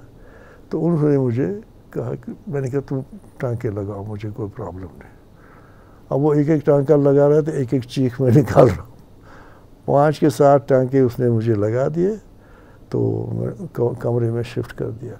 वहाँ था मखदूमी, उसकी टांग को मारा था, शायद फ्रैक्चर तो नहीं था मगर जख्मी था वो, जावेद मखदूमी। उसको भी, वो उस वक्त क्या थे? वो सो डीएसपी सिटी था साउथ। उसके बाद दूसरे दिन अब लोग जोग दर जोग जमा होने वो लगे, वो बटमालू से मुश्तिल हो गई थी, हवा के मुद्दे मुश्तिल हो गए लोग। अब जुलूस की सूरत बन गई बटमालू से। एजी ऑफिस पर हमला हुआ, एजी ऑफिस का वो जो गार्ड रूम वो जला दिया। आगे से वो जो कुछ उनको मिल रहा है, कोई मिलिट्री गाड़ी तो पथराव। तो उस वक्त शेख साहब निकल आए जी। शेख साहब लाल चौक पहुँचे। लाल चौक में, मैं तो अस्पताल में था, लाल चौक में ये एक बस पे चढ़ गई जी। तो इन्हें तकरीर की, तकरीर में इन्हें पहले आर्मी को लताड़ा, वो ये वो दूसरा, फिर उसके लोगों को भी थोड़ा सा कहा कि तुम लोग अपना कानून हाथ में लेते हो, छोड़ दो। उस वक्त अफवाह ये हो चुकी थी कि मुझे ले रहे थे वो एक्सरे के लिए जी। एक ट्रॉली पर। मेरे आंखें बंद थी। मेरे ब्रदर भी आ रहा था वहाँ, वो भी समझा ये मर गया है। अच्छा। लोग भी समझे ये मर गया है, ये अफवाह फैल गई, ये मर गया है। अच्छा। इस वजह से वहाँ फिर शुरू हो गया था, मुश्तिल लोग हो गए, एक जमघटा बन गया लाल चौक में। शेख साहब उस वक्त आ गए, वो चढ़े बस के ऊपर, तो उन्हें तकरीर वकरीर की। तो फिर मामला रफा दफा हो गया। उसने कहा मैं उधर जा रहा हूँ, वो जिंदा है बंदा, मैं उसको अभी खबरपुरसी के लिए वहाँ जाऊँगा उसके पास। तो ये इनकी मतलब पॉलिटिकल लीडरशिप पुख्ता थी कि उन्होंने काबू पा लिया सिचुएशन पहले। बिल्कुल राइट। अब जस्टिस मियां जलालुद्दीन साहब को मुकर्रर किया गया इसकी तहकीकात करने के लिए। हाँ, जस्टिस को भी अजीब किस्सा है। क्वेश्चन इज कि आप जब कमीशन बनाते हो तो वो तो इंडिपेंडेंट होना चाहिए जी। इसमें 2 आदमी सिविल की तरफ से थे, एक था जस्टिस जलालुद्दीन जी, एक था गुलाम शाह जी, जो होम कमिश्नर। आर्मी को चाहिए था कि कोई दूसरा बंदा नॉर्दर्न कमांड का या किसी और जगह का इसका मेंबर बनाते। दैट वाज उसमें जो गवर्नमेंट ऑर्डर बना उसमें लिखा था कि 1 army member will be associated with the inquiry. उन्होंने कोर कमांडर जो यहाँ का था जी, उसी को रखा। अच्छा। तो कोर्ट उसने एतराज़ उठाया, जस्टिस जलालुद्दीन ने भी और इसने भी कहा साहब ये तो मुल्ज़िम है, ये जो आर्मी जो है ये इसके अंडर है जिनने ये सारे जुर्म किए हैं, and he also is an accused, इसका सुपरविजन ही नहीं है। तो खैर साहब वो कौन मानता बात, वो चलता, इंक्वायरी चलती गई, हमको स्टेटमेंट ले लिया, बाकी को स्टेटमेंट ले गया। उसमें डिफरेंट फाइंडिंग्स आ गई, उसने हमको ही मुलजिम बनाया अपने बयान में, अपनी फाइंडिंग में, आर्मी को बरी कर दिया, तो इन्होंने आर्मी को इंडिक्ट कर दिया। तो ये चली गई ये बात। अल्टीमेटली इन्होंने किसी को एक्शन नहीं लिया। मैंने छुप निजी तौर पर सुना, एक ब्रिगेडियर बाली थे, उसी ने ये तमाशा खड़ा किया था। उसके खिलाफ फिर दिल्ली में इंक्वायरी हुई थी। तो किसी ने उसको देखा था वो उस इंक्वायरी में फेस करते हुए। तो that is all, nothing happened. तो वो उस दिन एक बात जो हिस्टोरिकल फैक्ट है कि ये सईद अली शाह गिलानी ने सोपोर में तकरीर की जी, और मजम्मत की इस हमले की वगैरह शगैरह। तो साथ ही ये भी कहा कि अब कश्मीरियों को भी खातून लेडीज़ के जेवर बेचकर हथियार खरीदने चाहिए। अच्छा, वो बताया। अच्छा, दिस वेरी इम्पोर्टेंट।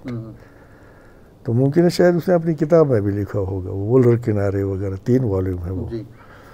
तो उसने ये बात कही। ये मैं मानता हूँ कि मिलिटेंसी के जो जर्म्स हैं जो है उधर से शुरू हो गए, वही उसी वाक़े से। उसी वक्त उससे पहले कुछ मतलब बयान आई थी, जैसे शेख तजुमुल इस्लाम की तरफ से आया था, जो जमीयत इस्लामी जमीयत तलबा के जनरल सेक्रेटरी थे शायद उस वक्त, तो उनकी तरफ से बयान आया था कि कश्मीर में इस्लामी इनकलाब की ज़रूरत है। उसके बाद आपको याद होगा इमरजेंसी में शेख मोहम्मद अब्दुल्ला ने पाबंदी लगवा ली थी जमात इस्लामी पे, और उधर से RSS वगैरह पे इमरजेंसी में पाबंदी लगाई थी वज़ीर आज़म उसके इंदिरा। और इधर है शेख अब्दुल्ला ने किसी पर पाबंदी नहीं लगाई थी, उन्होंने जमात इस्लामी पर पाबंदी नहीं लगाई किसी पर भी। 75 उन्होंने एमरजेंसी जो इख्तियारात थे उनका इस्तेमाल ही नहीं किया शेख मोहम्मद अब्दुल्ला ने। तो लेकिन क्योंकि उसमें डिफेंस ऑफ इंडिया रूल्स लागू हो गए। He did not take any action under defence of India rules. तो इनकी आवाज़ ज़्यादा चली नहीं शेख तजुमुल इस्लाम की, और इससे पहले जो मकबूल भट्ट था या अल-फतह की, ये बात ज़्यादा चली नहीं। तो अब एक थोड़ा सा हम आगे चलेंगे। मकबूल भट्ट तो उसके बाद की बात है। वाक़े उसने किए थे ना 67 में ही, इससे पहले ही जो मकबूल भट्ट के वाक़े 2 वाक़े हुए थे, वो इससे पहले ही दोनों हुए थे। 70 से पहले, 80 से पहले ही, इससे पहले ही हुए थे वो। लंगेट का वाक़ा ये तो एज वेल एज ये जो मकबूल भट्ट से रिलेटेड 2 वाक़े थे वो इससे पहले ही हुए थे ना, इससे बाद में हुए थे। नहीं, हम इस वक्त 1980 की बात कर रहे थे जब आपसे बात कर रहे थे, मतलब इससे पहले के हुए थे। तो इसके बाद 1982 में शेख मोहम्मद अब्दुल्ला का इंतकाल हो गया, और उसके बाद 1984 सबसे इम्पोर्टेंट साल है इस इलेक्शन। हाँ, 1984 में कई डेवलपमेंट्स हो गई। मकबूल भट्ट को फांसी दी गई 11 मई 1984 में। उसके बाद ऑपरेशन ब्लू स्टार हो गया, जिसमें वो सारी डिटेल आपके पास है। उसके नतीजे में इंदिरा गांधी का भी असैसिनेशन हो गया उसमें। लेकिन इम्पोर्टेंट बात यह है कि इस मतलब इस दौरान में एक और बात हुई कि गुलशाह आ गया। हाँ, यही मैं बता रहा हूँ। मतलब 1983 में इलेक्शन हुआ था, 1984 में शेख मोहम्मद इसकी फारूक अब्दुल्ला की जो सरकार है उसको माजूल किया गया और गुलाम मोहम्मद शाह आ गए। किस तरह माजूल किया गया कि उसके MLA जो थे उनको पैसे दे के विनओवर किया गया, उसको मेजॉरिटी नहीं मिली उसको जगमोहन ने, क्योंकि ये ऑपरेशन अपना किताब में लिखता है नेहरू, ये मुझे कहा गया था करने के लिए। मैंने कहा मैं ये डर्टी बीके नेहरू ने कहा कि मैं ये नहीं कर सकता हूँ। तो फिर उन्होंने उसको हटा के इंदिरा गांधी ने भेजा जगमोहन को, और जगमोहन ने ये करवाया सारा काम, क्योंकि वो इधर हालांकि इलीगल है, क्योंकि सुप्रीम कोर्ट रूलिंग्स है कि अगर ऐसी कोई बात हो कि चीफ मिनिस्टर और prime minister he loses majority, he has to be given his opportunity to prove his majority at the floor of the assembly or parliament. अब वो तो उन्होंने किया ही नहीं। अब इस साल को लेकर के 2 सवाल मेरे हैं। एक ये कि जिस दिन मकबूल भट्ट की फांसी हुई, कश्मीर के लीडर्स ने हड़ताल वगैरह की कोई कॉल नहीं दी, ना उस वक्त हड़ताल का कोई कल्चर था। अब्दुल गनी लोन अकेले थे जो पीपल्स कॉन्फ्रेंस के थे, उन्होंने एक हड़ताल की कॉल दी जिस पे कोई असर नहीं हुआ। हमारा मुशाहिदा यही है, आपका शायद कुछ और होगा। इस पे कश्मीर में किसी जगह पे शायद जामे कदीम सोपर में जहाँ सोफिया अकबर रहते थे कुछ दुकानें बंद, और तरहेगाम में बस, बाकी जगहों पे कुछ नहीं हुआ। ये कैसे अचानक फिर सूरत हाल तब्दील हो गई? उस वक्त लोग इसके साथ ही नहीं थे, इग्नोर कर रहे थे, और अचानक ही फिर लोग दे टर्न्ड अगेंस्ट इंडिया। ये कैसे हो गया 1984 में? 98 में ये मकबूल भट्ट का इसके साथ कोई ताल्लुक़ नहीं।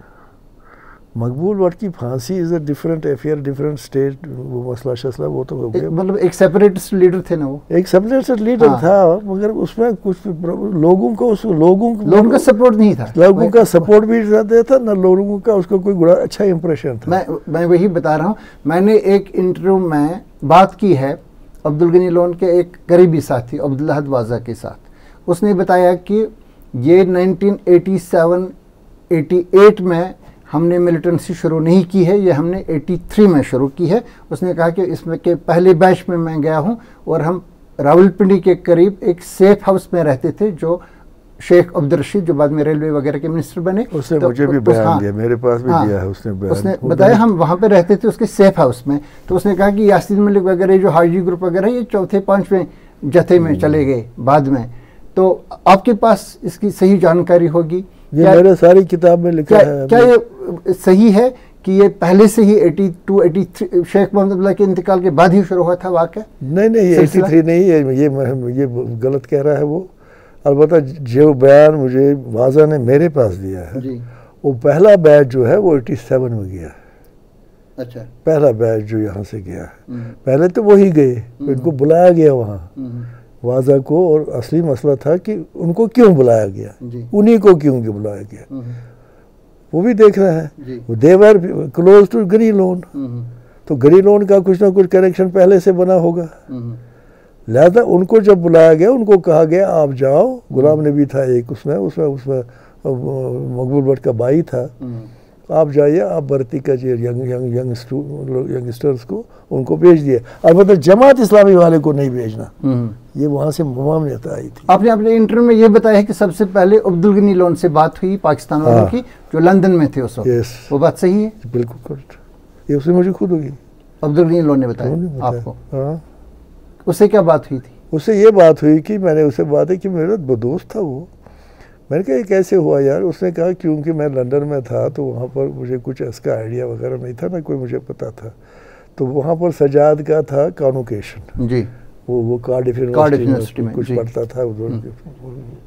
तो कहा मैं वहाँ था तो मुझे मैसेज आ गया ज़ियाउल हक का, किसी ISI वाले ने किया, टेलीफोन किया। मैं होटल में था, मैं सोया हुआ था, मुझे रिंग आ गई। उनने मुझे कहा कि आपको यहाँ पाकिस्तान आना है, ज़ियाउल हक साहब से बात करनी है। तो आप डायरेक्ट मत आइए यहाँ, आप जाइए ईरान। ईरान में पाकिस्तान का जहाज़ होगा आपके लिए। अच्छा। तो उस पर आप आ जाइए। तो वो गया ईरान, ईरान से वो पाकिस्तानी जहाज़ में आ गया। तो बात हुई अब उससे, उसने कहा देखो जी हमें ये है तहरीक इलाक़ पाकिस्तान वगैरह देख। उसने कहा देखिए जनरल साहब, मैं इलाक़ पाकिस्तान के साथ नहीं हूँ। गनी लोन ने उसको कहा, मैं हूँ आज़ादी के साथ जी। उसने सोचा मुझे क्या करना है, आज़ादी के साथ ही तो हम उस वक़्त भी वही हम हैं। तो कहा अच्छा चलो आज़ादी वगैरह जो कुछ भी है वैसे है तो आप करो। आप किस साल की बात होगी? ये वही मिलिटेंसी की जो 87 की बात है ये 87। तो इसने फिर बात की उससे, तो ये तैयार हो गया, ये अब इंचार्ज बन गया है सारे अफेयर का। लड़कों को भेजना वहाँ पर, आप भेजिए उनको ट्रेन दीजिए। और उसमें उस मीटिंग में अमान अल्लाह खान भी था जी। अमान अल्लाह खान की ड्यूटी लग गई ट्रेनिंग ऑर्गेनाइज करने की आर्मी जवानों के थ्रू। तो अब यहाँ से जो वाजा है, वाजा साहब ग्रुप भेजता है, वहाँ उनकी ट्रेनिंग होती है, ये वापस आता है, मगर वो डॉर्मेंट रहते हैं, they don't take any action. इसी तरह मेरी जो एस्टिमेट है कि 88 तक 100 पीपल वर ट्रेंड। 88 तक मतलब 87-88 में 100 कश्मीरी बचे जिनके हाथ में बंदूक दे दी गई, और बंदूक भी उनके साथ आ गई, मगर they were not active except 5 people. 2 है यासीन का ग्रुप जिसको हाजी ग्रुप कहा जाता है। हाजी ग्रुप इस हद तक एक्टिव था कि कहीं वो फायरिंग करते थे, मगर लगता किसी को नहीं था, कोई गोली किसी को लगती नहीं थी, तो चलते थे। एक बंदे को गोली लगी है खानियार पुलिस स्टेशन के एक सिपाही को। जब उन्हें हमला किया तो इधर से इनने भी पोजीशन ले ली, उनको भगाने की कोशिश की। एक गोली एक मुमताज़ कांस्टेबल था, उसको यहाँ लग गई, क्योंकि वो ऑपरेशन में निकल नहीं पाई, वो जख्मी हो गया, बाद में मर गया। That was the only casualty. खैर ये चलती रही बात। तो चूँकि डाउनटाउन में कुछ सिमरिंग थी, ये मिलिटेंसी, ये ग्रुप जो था ये ज़्यादा घूमते थे ये डाउनटाउन में ही। वहाँ पर मैंने एक पिकेट लगाई सराफ कदल में, कश्मीर पुलिस की। तो वो लोग ड्यूटी वगैरह देते थे, कोई हमला शमला नहीं हुआ, कुछ नहीं, नथिंग ऑफ द सॉर्ट। अच्छा चलता रहा। एक दिन मैं कंट्रोल रूम में बैठा था तो मुझे नीचे से कोई सिपाही आ गया दौड़ता दौड़ता कि साहब चीफ सेक्रेटरी साहब कंट्रोल रूम आ रहे हैं। मैं कहा how come, he should have called me to his office. वो यहाँ आ रहे हैं। अभी मैं ये सोच ही रहा हूँ तो किसने कहा जी उधर पहुँच गए। मैं नीचे उतरा तो कम से कम मैं रिसीव किया उसको अपने दफ्तर कंट्रोल रूम के साथ। तो मूसा रज़ा थे, मूसा रज़ा जी, ऊपर चढ़ गए। तो कहता साहब नई दिल्ली आपसे बहुत नाराज़ है। मैं कहा हो सकता है, मुझे नई दिल्ली से कोई तो लेना देना तो है नहीं, मेरा तो अपना काम है। वो स्टेट गवर्नमेंट मुझसे खुश है या ना खुश है, तो नाखुशी की भी कोई ऐसी बात नहीं है। कहा नहीं ऐसी कोई बात नहीं। मैंने कहा और दूसरी बात है, बूटा सिंह का नाम लिया, वो बड़ा नाराज़ है।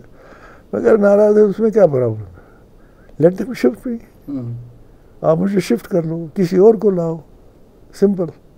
नहीं ऐसी कोई बात नहीं है, वो नहीं है, ये है। तो ही ट्राई टू जस्टिफाई वगैरह। तो अब मूसा रज़ा को सारी बातें जब मैंने दी, मैंने डिप्लॉयमेंट पूछी, उसने आप मिलिट्री CRP को क्यों नहीं लगाते हो। मैंने कहा CRP भी लगाते हैं। कहा मैंने स्टेटमेंट दिया, ये है फलान जगह इतनी CRP। कहा ये पुलिस स्टेशन कश्मीर के पुलिस श्रीनगर के पुलिस स्टेशन में जो CRP आपने रखी है एक कंपनी, ये अकोमोडेशन के लिए वहाँ है या उनको डिप्लॉयमेंट है। मैं कहा दोनों। They are at the disposal of the DSP of the area and SHO of the police station. They can do anything, they can go anywhere, search any place, whatever they like. ये नफरी उसलिए है, लिहाजा CRP लगाना तो न लगाने की तो बात ही नहीं। तो इस पर भी हो गया, तो सेटिस्फाई होता। कि अच्छा फिर शाम को मीटिंग है चीफ मिनिस्टर साहब के घर पर, तो आप भी आना। पहुंच गए गुपकार रोड जी। वहाँ टोटल जितने भी गवर्नमेंट ऑफ इंडिया के यहाँ ऑफिसर्स हैं connected with this law and order और इंटेलिजेंस, सब थे। IB, रॉ, PSF, आर्मी, जो भी है, और स्टेट पुलिस, स्टेट का IG CID था कपूर वो, और हमारा DG था गुलाम जिलानी पंडित, वो भी था। Chief secretary, additional chief secretary था वो, एडिशनल चीफ सेक्रेटरी था मोतीलाल ML कोल, वो भी था, वो मेरे पास बैठा था। इतने में फारूक साहब, होम कमिश्नर भी था, होम कमिश्नर भी था। फारूक साहब निकल आए, उन्होंने न आओ देखा न ताओ, तो उन्होंने मुझे टकर गए। आप हमारा आप अपने बच्चा चलाते हो, आप अपना ही सब कुछ करते हो, आप मनमानी करते हो वगैरह वगैरह। मैं खामोश रहा। मैंने कहा he is playing to the gallery, report उधर जानी चाहिए ठीक ठाक, तो ओके। इतने में उन्होंने कहा कि deploy CRP in the city. मैं क्या आई वोंट डू इट। मैं खड़ा हो गया। मैं क्या मैं नहीं करूँगा। क्यों नहीं करेगा, तो मेरी मर्जी। As long as I am the commander, it is my choice which force I will deploy. आप मुझे हटाइए तो इट्स ओके। तो मैं कुछ बोलने ही लगा, ज़्यादा ही तेज़ थे।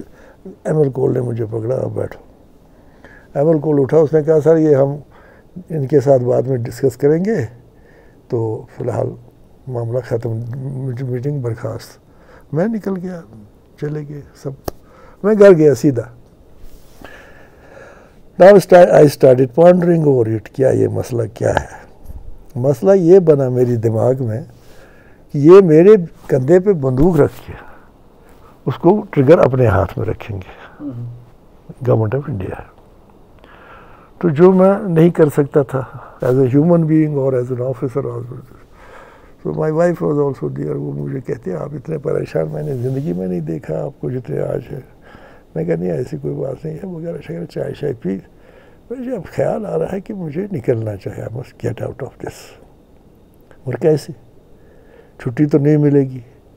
अगर बीमार हो गए अस्पताल में, हम कहेंगे जी हम बीमार हैं, वो तो वहाँ भी पकड़े जाएंगे।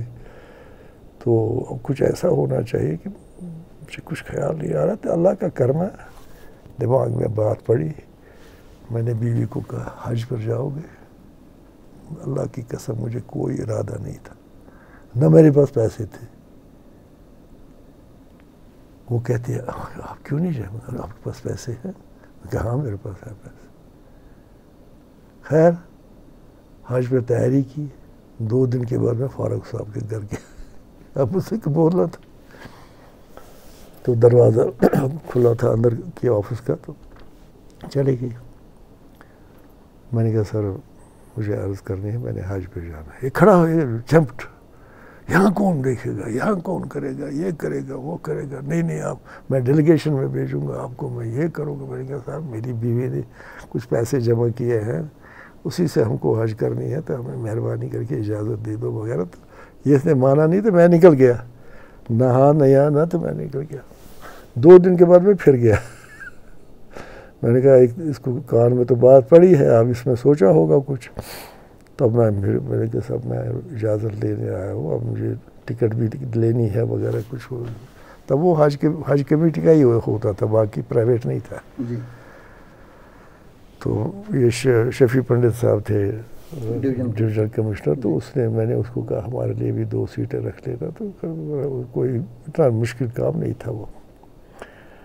तो अल्टीमेटली सर मैंने उसको मैंने तो जाना है आज पर। कब मैं आपकी जगह किसको लगाऊँ? यार बहुत सारे अफसर हैं, क्यों नहीं, वो टेम्परेरी लगाने हैं, मैं वापस आऊँगा फिर चार्ज ले लूँगा। कब अफसर बताओ? मैंने कहा गोपाल शर्मा जी। वो ज़रा थोड़ा शरीफ आदमी, ये जुल्म शुल्म नहीं करेगा। तो गोपाल शर्मा को लगाया। फिर मैंने उसने कहा कि नहीं गोपाल शर्मा को आज ही, मैंने कहा मेरे पास रिपोर्ट करनी चाहिए, so that I take him along the border areas वगैरह शगैरह। इसको दिखाऊंगा मैं रूट कहाँ से है क्या नहीं है वगैरह वगैरह। ये हो गया सारा के सारा। तो आपके दायरे इख्तियार में उस वक्त पूरा कश्मीर और लद्दाख ये सारा था। इसमें एक और जो आज आईजी के एक और बात करने वाली है जी हाँ। इसी पीरियड में। अब चूँकि इस मामले में everybody took me as an expert, अभी वो हज का प्रोग्राम नहीं हुआ था। मुझे आर्मी 19 क्या है वो 161 ब्रिगेड, 161 नहीं है सॉरी 19 GOC बारामूला क्या है वो 19 इन्फेंट्री यस। तो वहाँ से टेलीफोन आया कि साहब आप हमारी मीटिंग, हमने जनरल ये सारे लोग बुलाए, बल्कि उसने मुझे खुद बात की जनरल ने कि आप आ जाइए फलान डेट को डिवीजनल हेडक्वार्टर पर, you will have to brief our officers. Okay. मैंने अपने मखदूमी को भी साथ उठा, मैं चल यार जावेद मखदूमी लंच में उनके पास वगैरह शगैरह थे, पहुँच गए। अब मैंने बोला, तकरीर की वगैरह शगैरह सब कुछ, रूट कौन सा है, कहाँ से आ रहे हैं, क्या है, अभी तक कितने लोग आ गए हैं, कितने वेपन हैं, कौन गाइड है, कौन क्या है, सारी डिटेल मैंने दे दी। तो जनरल उठे तो उन्होंने कहा would you mind answering questions? Yes, जैसे कस्टमरी है साहब। ये मुझे बूछाड़ कर रहे हैं ये ब्रिगेडियर सारे कि साहब आप झूठ बोल रहे हो जी। मतलब इन लफ्ज़ों में नहीं, मतलब they were trying to tell me कि इस हमारी तुम्हारी गली से कोई आ ही नहीं सकता। इम्प्लिसिटली यही बता रहे थे आप। ये जनरल कहता है मुझे खुद GOC 19 ड्यू कि that even our toughest soldier can not climb तुम्हारी गली, and you tell me that a boy of 19 years or 20 years he goes and climbs। मैं कहा sir that boy is motivated, whereas your Gorkha is not motivated, वो तनख्वाहदार है। तो वो जाते हैं क्या नहीं साहब जाते हैं, ये मानते नहीं। दे वर इन डिनायल मोड जी। मुझे कहते हैं वो आरएसपुरा से आते होंगे। अच्छा, यहाँ से नहीं आ रहे? यहाँ से नहीं आ रहे जी। अब ये हाल था आर्मी का। जी।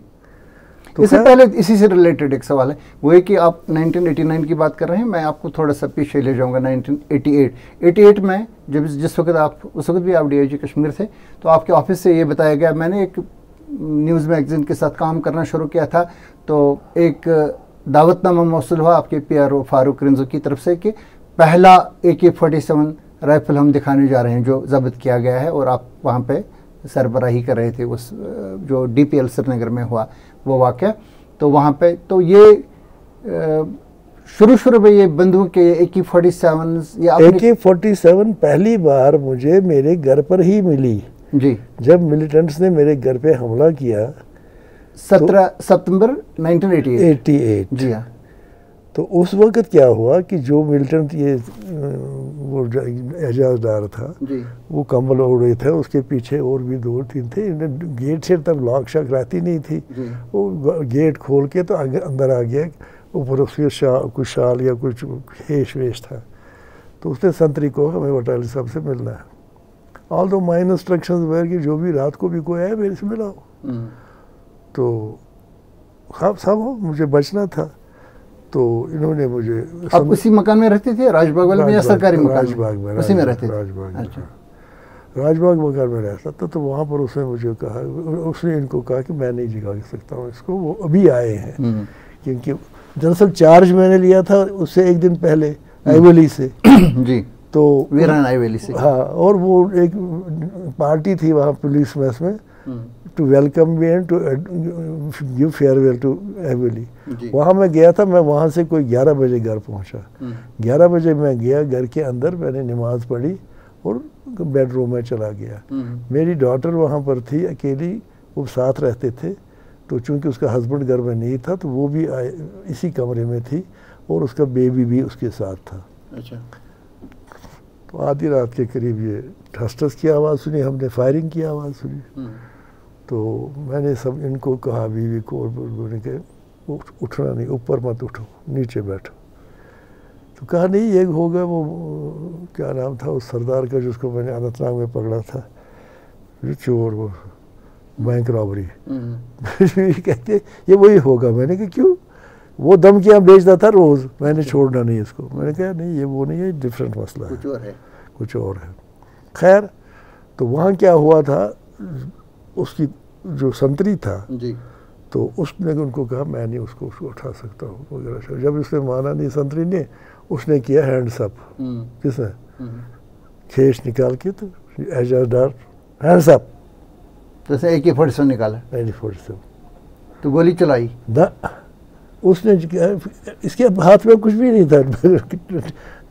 ये जो 303 राइफल थी वो ट्रंक में थी। जो आपका सिपाही था? ट्रंक लॉक था। अच्छा। लॉक की चाबी हेड कांस्टेबल के पास थी। अच्छा। हेड कांस्टेबल घर गया था। अच्छा। अल्लाह ताला का करम। तो डीआईजी कश्मीर के घर पे इसने जनाब फौरन उसको ये राइफल पकड़ ली दोनों हाथों से, सिपाही ने। अच्छा। और गुथम गुथा हो गई। गुथम गुथा होते तो दूसरे जो इसके साथी थे, probably they wanted to fire on the constable ताकि ये आदमी छूट जाए। वो गोली इसी को लगी, इसको पीछे से लगी थी गोली, आगे इसके अंतड़ियाँ निकल गई थी। एंट्री पॉइंट इसका पीछे से था, एग्जिट पॉइंट था सामने से। खैर जो ही अब वहाँ पर ये गोलियाँ चली, वहाँ सर्वेंट क्वार्टर में नौकर भी थे, दूसरे भी थे, बाकी लोग भी थे, चावल अपने लिए खाना बना रहे थे। तो शोर उनने भी मचाया, तो उनको पता लगा शायद कोई नफरी शफरी वहाँ इनकी ज़्यादा ही है। वो सब भाग गए, इसको उधर ही छोड़ गया।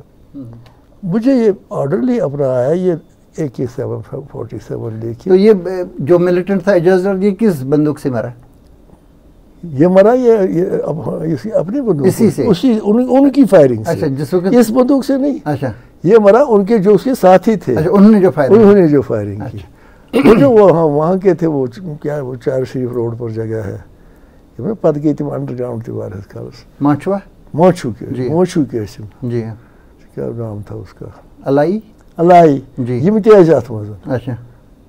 तो लिहाजा ये सब लोग इसके शामिल थे, तो इन्हें फायरिंग की और इसको अपने ही बंदूक की फायरिंग लगी। अच्छा। हमारे पास तो CRP 303 भी नहीं थी, वो तो बाहर अंदर थी। तो जब ये ऑर्डरली मुझे आया, ये किचन से भर के, ये बंदूक जनाब वहाँ मौके पर थी। अच्छा, ये आपने पहले नहीं देखी थी? ये मैंने नहीं देखी थी। अच्छा। उसके बाद हमने इसको वहाँ मैंने कहा इस आदमी को उठाओ, ये जिंदा था तब तक, एजाज डार। इसको मैंने मकान के पीछे एक हमारे लैंप जलता था, वहाँ लाइट थी, मैं कोशिश करता हूँ इसको पहचानने की। I didn't know him. इतने में मैंने इसकी तलाशी की। ये खुद भी राजबाग का ही था? हाँ, आगे जब थोड़ा सा कुर्सू पर रहता था, तो वहाँ पर मैंने इसके जेब से एक कागज़ निकाला, नुस्खा दांत के डॉक्टर का, वो क्या था, वो डॉक्टर साहब होते थे हमारे शेर कश्मीर कॉम्प्लेक्स में, जीरो ब्रिज के पास, दंत डॉक्टर मशहूर, मेरा भी इलाज करता था वो, उसका नुस्खा, और कुछ नहीं इसके जेब में।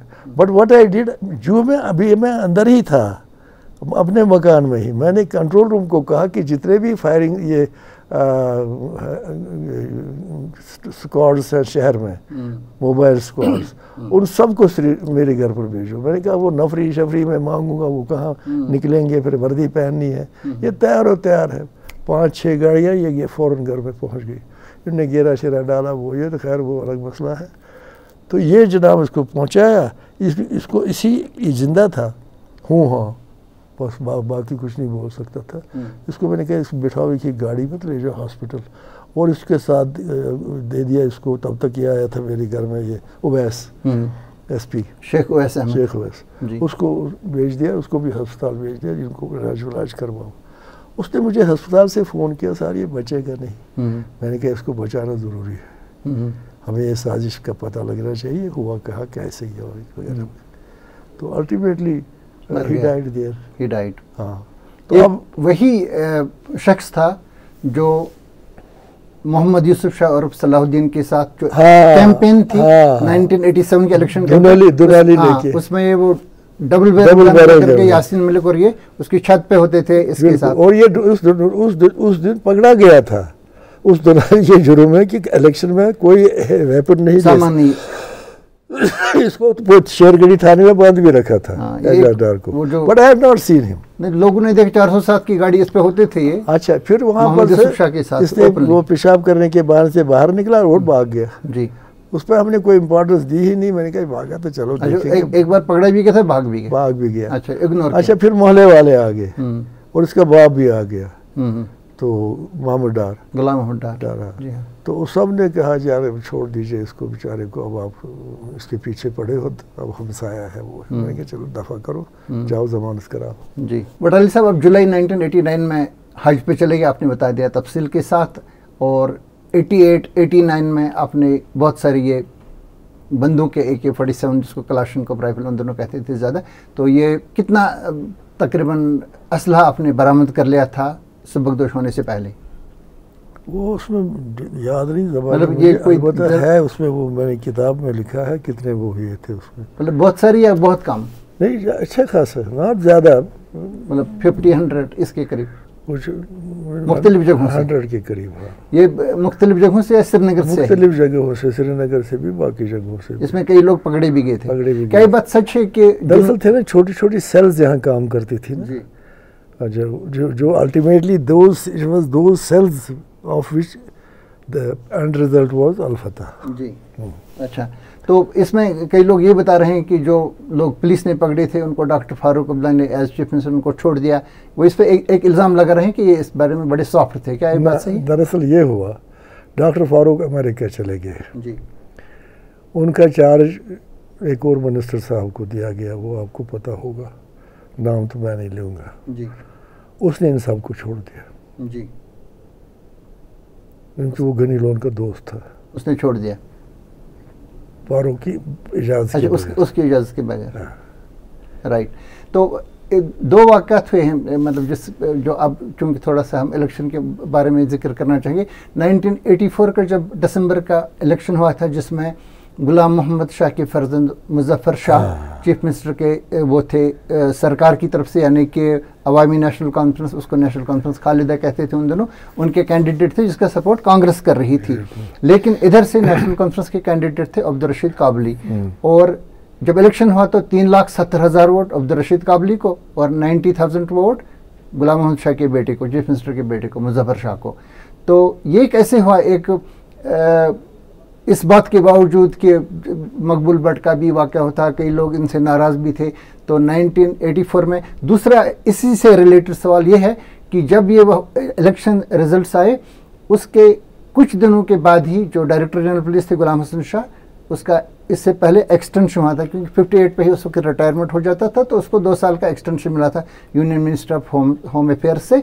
तो ये किसी मीटिंग के सिलसिले में दिल्ली में थे, तो यहाँ से चीफ मिनिस्टर ने तबादले करा दिए, उनको ट्रांसपोर्ट कमिश्नर मेरे ख्याल से भेज दिया, ट्रांसपोर्ट कमिश्नर भेज दिया। बाद में कई लोगों ने ये बताया, हालांकि उनने वो एक्सेप्ट नहीं किया, वो वहाँ पे आए, वो सीधे घर ही चले गए। तो बहुत सारे लोगों ने ये बताया कि इन पे दबाव था इंतज़ामिया पे, पुलिस पे, कि आप धांधली करके सरकारी कैंडिडेट को जताएं। आपका इस बारे में क्या ख्याल है? दबाव की बात ही नहीं है, ये बताऊंगा ना, ये तो बाज़ाब्ता बात है। सबसे पहली बात है कि जब ये मुजफ्फर शाह को इन्होंने खड़ा कर दिया जी, तो वो चीफ मिनिस्टर शाह साहब थे, गुलाम मोहम्मद शाह। तो एक दिन गुलाम मोहम्मद शाह ने मुझे बुला के अपने बेडरूम में ले गए, ड्राइंग रूम में नहीं, बेडरूम में ले गए। हालांकि ड्राइंग रूम में कोई था ही नहीं। मैंने कहा ये क्या कर रहा है ये? तो खैर मैं पहुंचे बेडरूम में, इन्होंने अपनी जेब से 1 रुपए का कॉइन निकाला। अच्छा, 1 कॉइन ऑफ 1 रुपी, ये रखो अपने जेब में। मैंने कहा साहब मुझे क्या करना है इसको?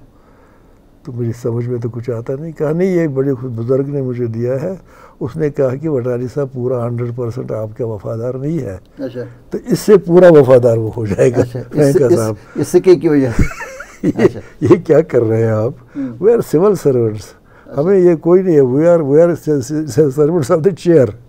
हमें क्या होता है इसमें, कौन था कौन नहीं था, हम वफादार हैं, डोंट बॉदर अबाउट दैट। ये हो गया एक वाक़या। अब इलेक्शन हो गए, इनको पता लग गया कि मुजफ्फर शाह साहब जीतेंगे नहीं जी, क्योंकि वोटर्स की ट्रेंड है, पता लगती है ना जी। तो इन्होंने पहले बुलाया डीसी को, खालिदा शाह ने जी। अब गुलाम मोहम्मद शाह जम्मू में थे, मैं भी कश्मीर में ही था। खालिदा शाह को कुछ शाह ने बुलाया उसको, परदेसी को, गुलाम कादिर परदेसी। परदेसी साहब को उसने धमकाया, पता नहीं क्या क्या कहा। तो इतने में हमको भी बुलाया, हमीद खान और मुझे। हमीद खान डिविजनल कमिश्नर था। अब आप बाहर हमने पूछा उसको कि तुम्हें क्या करे? कहा कुछ मत पूछो, आपको खुद ही पता चलेगा जब आप अंदर जाओगे। अब गए हम अंदर, सलाम दुआ हुई वगैरह शगैरह, हमाम में बैठे हैं, वहाँ कोचक साहब भी बैठे जी, गुलाम नबी कोचक जो रेवेन्यू मिनिस्टर थे। उसने अब शुरू किया बात कर रही खालिदा शाह ने, देखिए जो कुछ हो गया वो हो गया, अब let us start a new chapter वगैरह शगैरह वो ये। तो अब आप हमें इसको डिक्लेयर करवा दीजिए इलेक्टेड। अच्छा, किसको? इलेक्शन हुआ था या नहीं? भी होने वाला था? हो गया था। अच्छा, वोट गिनने बाकी थे? वोट गिनने बाकी थे। अच्छा, अब इसको डिक्लेयर कराओगे। हमीद, मैं चुप रहा क्योंकि वो काम मेरा था नहीं। हमीद खान ने कहा कैसे हो सकता है, ये तो वोट गिनते हैं एजेंट, वो सबके एजेंट होते हैं, जो चाहे वो हारा हुआ कैंडिडेट है, जीता हुआ कैंडिडेट है, सबके एजेंट वहाँ होते हैं, सबके सामने। इलेक्शन फेयरली हुआ था? फेयर है इलेक्शन, फेयर इलेक्शन, नो धांधली। बाकी छोटी मोटी कहीं की होगी उनने कुछ, वो तो होता है। मैसिव पार्टिसिपेशन लोगों की थी कि इसको हराने के लिए 73% पार्टिसिपेशन। हाँ, इसको हराना था। तो वो कहने लगी देखो अब ये करिए, आप इसको आप अनाउंस करिए। तो कहने लगी, वो तो हमने कहा साहब ये तो नहीं हो सकता। ये खालिदा जी ने बताया? खालिदा जी। तो कहते क्यों, आप लोग पहले भी करते रहे हो ये काम? मैंने कहा कभी नहीं हमने ये काम किया है, we have never done it. चाहे कांग्रेस रूल था चाहे कोई और रूल था, हमने नहीं किया है। तो उसने बोला, अब उठा वो कोचक जी, गुलाम नबी कोचक। हाँ, उसने कहा यार क्या बात करते हो, तुम लोगों ने एक बम डाले हैं यहाँ पर, बमबारी करते थे आप लोग, बुला दीजिएगा, आप जाओ, ये जो इनके पोलिंग स्टेशन, ये जो काउंटिंग स्टेशन है, वहाँ 1-2 बम ब्लास्ट कर लो, वो सारे सब भाग जाएंगे, तो जो मर्जी करो। अच्छा, मैं को कोई कोचक साहब आप क्या हमको ज़र खरीद गुलाम है तुम्हारे? क्या है हम चोर हैं, बदमाश हैं, क्या है? We are civil servants, we are responsible to people, not to you. Who are you? तुम कौन हो? मुझे मिनिस्ट्री की दबाव करते हो? वह हो गया बड़ा, एंड वी वॉकड आउट, निकल गए। जनाब दो दिन के बाद ऑर्डर आ गया जी आपका तबादला हो गया, तो आपको अटैच किया फिर जम्मू में। तो मुझे हमीद खान को भी कोई अटैचमेंट थी, मेरी अटैचमेंट हुई अगेंस्ट इंडस्ट्रियल सिक्योरिटी फोर्स, वो थी ही नहीं। अच्छा नॉन एग्जिस्टेंट। अच्छा खैर मैं डायरेक्ट इंडस्ट्रीज के पास गया, तो ये कहाँ है फोर्स? अच्छा मैंने कहा भाई ये तुम्हारी फोर्स किधर है? मैं डायरेक्टर सेंटर में तो है, सेंट्रल इंडस्ट्रियल सिक्योरिटी फोर्स, यहाँ तो कोई security force, central industrial security force. मैंने कहा तो ये कहा यार बैठो, बकाया था सेक्रेटरी जी। मैंने कहा तनख्वाह सेक्रेटरी इंडस्ट्रीज, सेक्रेटरी इंडस्ट्रीज, मैंने कहा विजय बकाया साहब, विजय बकाया। मैंने कहा फोर्स में, मैंने कहा तनख्वाह मिलेगी मुझे? कहा मैं तनख्वाह दे दूंगा, मैं और कोई ज़रूरत नहीं है तो मुझे तनख्वाह दे दो। पीर गुलाम हसन शाह का क्या रोल था? उन्होंने भी इनकार किया? सुनिए ना, उन्होंने भी किया ना, वो तो जम्मू में थे जी। उन्होंने बल्कि हमें कहा था कि आप इससे मिलो, अच्छा खालिदा जी से। अच्छा तो वो कुछ नाराज शाराज है, आप उसको ठीक ठाक करो। अच्छा क्योंकि गुलाम हसन शाह पर तो उधर प्रेशर डाला था खुद उसने जी। तो उसने कहा कि सब कुछ नहीं हो सकता। मुख्तसर हम पहुंच गए सेक्रेटरीट में, हमको रखा पिछले, वो सेक्रेटरीट के पीछे एक छोटी सी बिल्डिंग थी ना, वो भी सेक्रेटरीट का पार्ट थी जम्मू में, तो उसी में हमारे एक दो कमरे मिल गए। तो वजह यही हुई कि आपने नहीं माना, हमने धांधली करना। बिल्कुल। इतने में वो गुलाम नबी पांडव था, इसका फारूक साहब का चपरासी, वो जो गॉफ में इसका कैडी होता था, तो वो भी अटैच था। अच्छा। हमने उसको कहा तू भी हमारे साथ अटैच है, तू चाय बनाया कर तो चाय वाय का इंतज़ाम हो गया, जो भी मेहमान आते मिलने वाले, दिन भर गपशप। और हमीदुल्लाह खान का एक ही काम था, उसको गालियाँ निकालना। अच्छा। सेक्रेटरीट हमारा बिल्कुल साथ था, इसका कमरा जी। तो लेकिन मतलब ये एक सियासी इंतकामगिरी थी। और क्या था? अब आगे देखिए ना, आगे अब चलता, ये दिन भी चलते रहे, अब क्या चलने, फिर चलने दो। इतने में साहब अभी इसका प्रोग्राम बना अमेरिका जाने का, गुलाम अहमद शाह का। अच्छा। पता नहीं बेटी के पास ही क्या था उसका। एयरपोर्ट पे पता नहीं इसको मेरी याद कैसे आ गई। अच्छा। एयरपोर्ट पर, एयरपोर्ट से इसने ठाकुर देवीदास को फ़ोन किया कि Vatali should be attached to Jammu, general secretariat Jammu, he will not go with the move to Srinagar. अच्छा।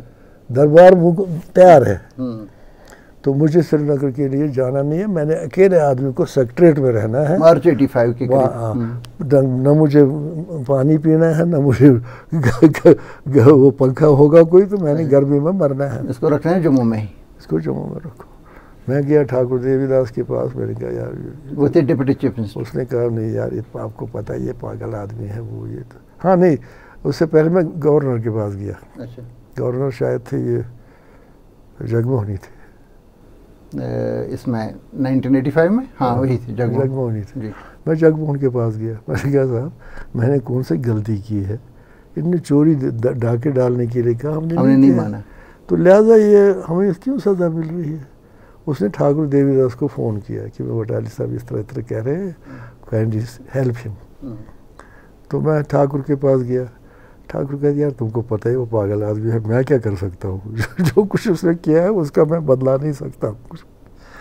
मैं कहा अच्छा कोई बात नहीं। तो साहब मैं गया, तो मैं बैठा सेक्रेटरीट में, सेक्रेटरीट हो गया बंद, सब मिनिस्टर चले गए श्रीनगर, तो मैं भी चला गया। अच्छा, आप भी निकल? न मुझे किसी ने पूछा पूरे साल। अच्छा।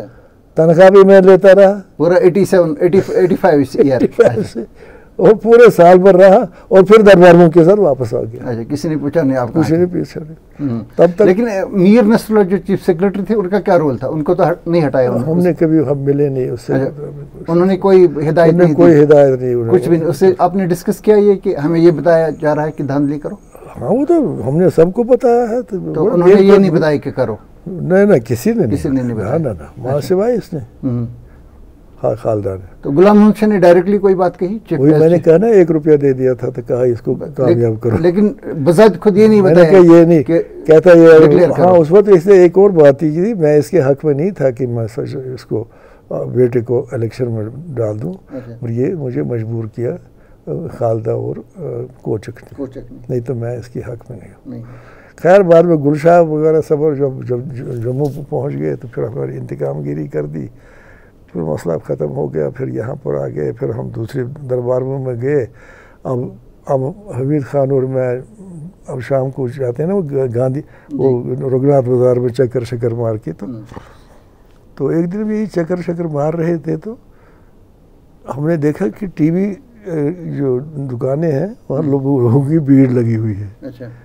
हम भी गए, सुना साहब गवर्नर रूल हो गया, गवर्नर रूल हो गया। फरवरी 1986 जी गवर्नर रूल हो गया तो सब खुश हो गए, तो हम भी निकल गए। तो वी आर ऑल्सो हैप्पी ना। मैं घर पहुंच गया, गांधीनगर मेरा क्वार्टर था। तो सुबह सवेरे अभी मैं नींद से उठा ही नहीं था, खुद ऑन फोन थे जगमोहन, भट्टाचार्य साहब क्या कर रहे हैं आप, आपको श्रीनगर मैंने लगा दिया है, यू गो टू श्रीनगर। तो हमीदुल्लाह खान साहब भी जा रहे हैं, तो आपकी air seats also I have booked. अच्छा। तो मैंने उसको साहब कहा ऐसे कैसे जा सकते हैं, हम मीट यू, हमें आपसे कुछ डिस्कस कर रहे हैं, कुछ पॉइंट्स हैं। हमीदुल्लाह खान ने भी यही कहा था उसको। उसने कहा अच्छा फिर आप मैंने कहा जहाँ हम तो चाहे आज ही पहुँच जाएंगे Srinagar, that is promise, but we want to first speak to you.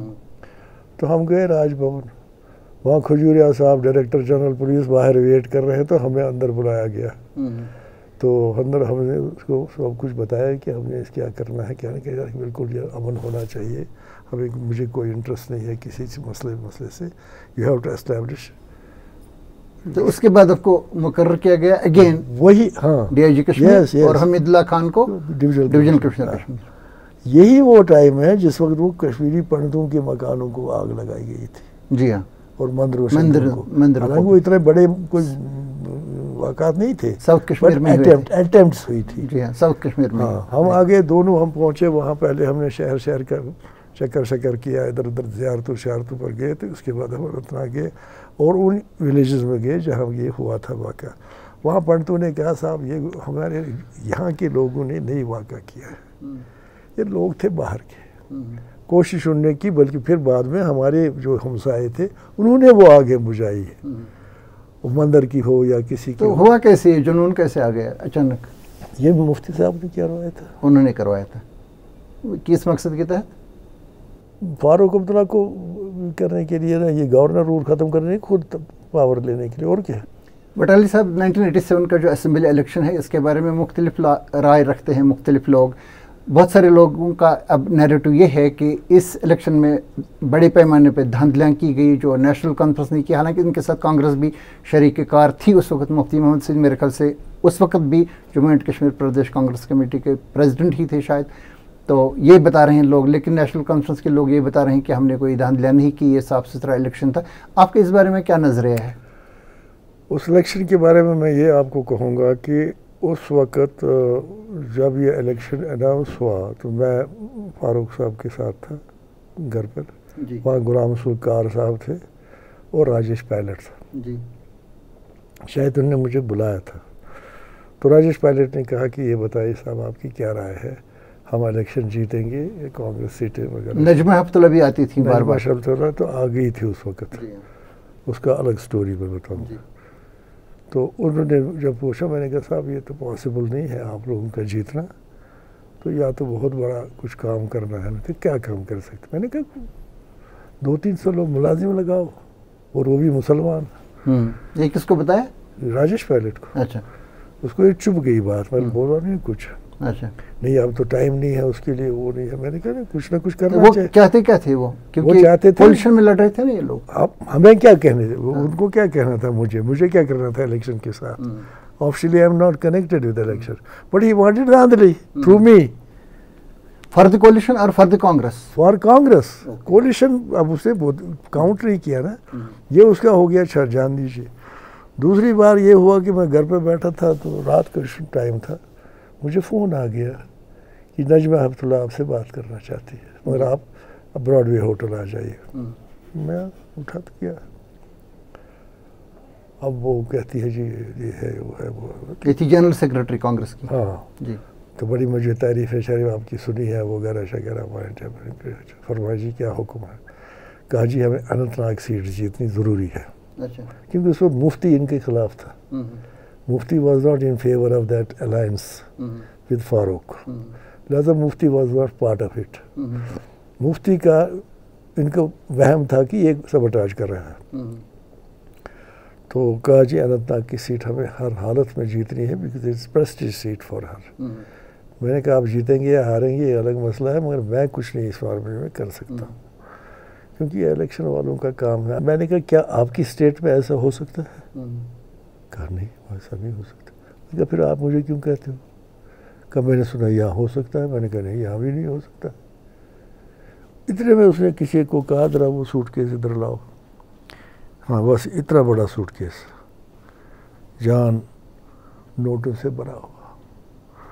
ये कहते ही उठाओ तो ले जाओ, जिस तरफ आपको मर्जी है खर्च करो। ये कहा नजमा हफ्तुल्लाह ने जी। मैंने कहा साहब नोट तो मैंने न आज तक गिने हैं तो ना मुझे गिनने आते हैं, तो ये मेहरबानी करके आप किसी और को दे दो, मुझे इसकी ज़रूरत नहीं है। मैं उठा, I walked, I felt insulted.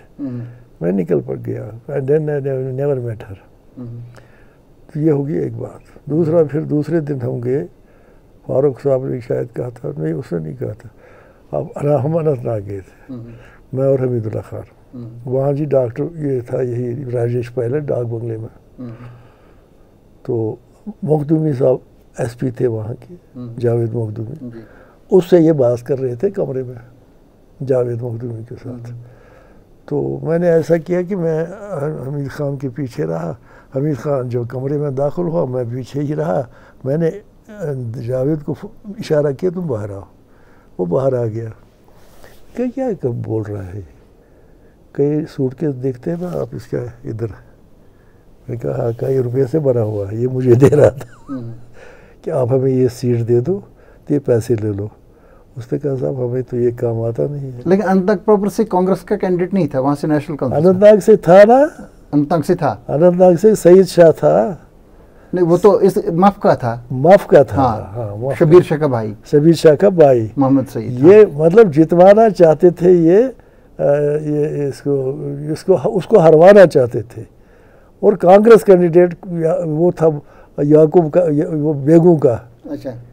Yakub bag का छोटा भाई, वो शरीफ आदमी था बेचारा। कहते वो जीतना चाहिए, वो मतलब वो कांग्रेस कैंडिडेट था जी। उसकी तो कोई गिनती में ही नहीं थी ना। अच्छा।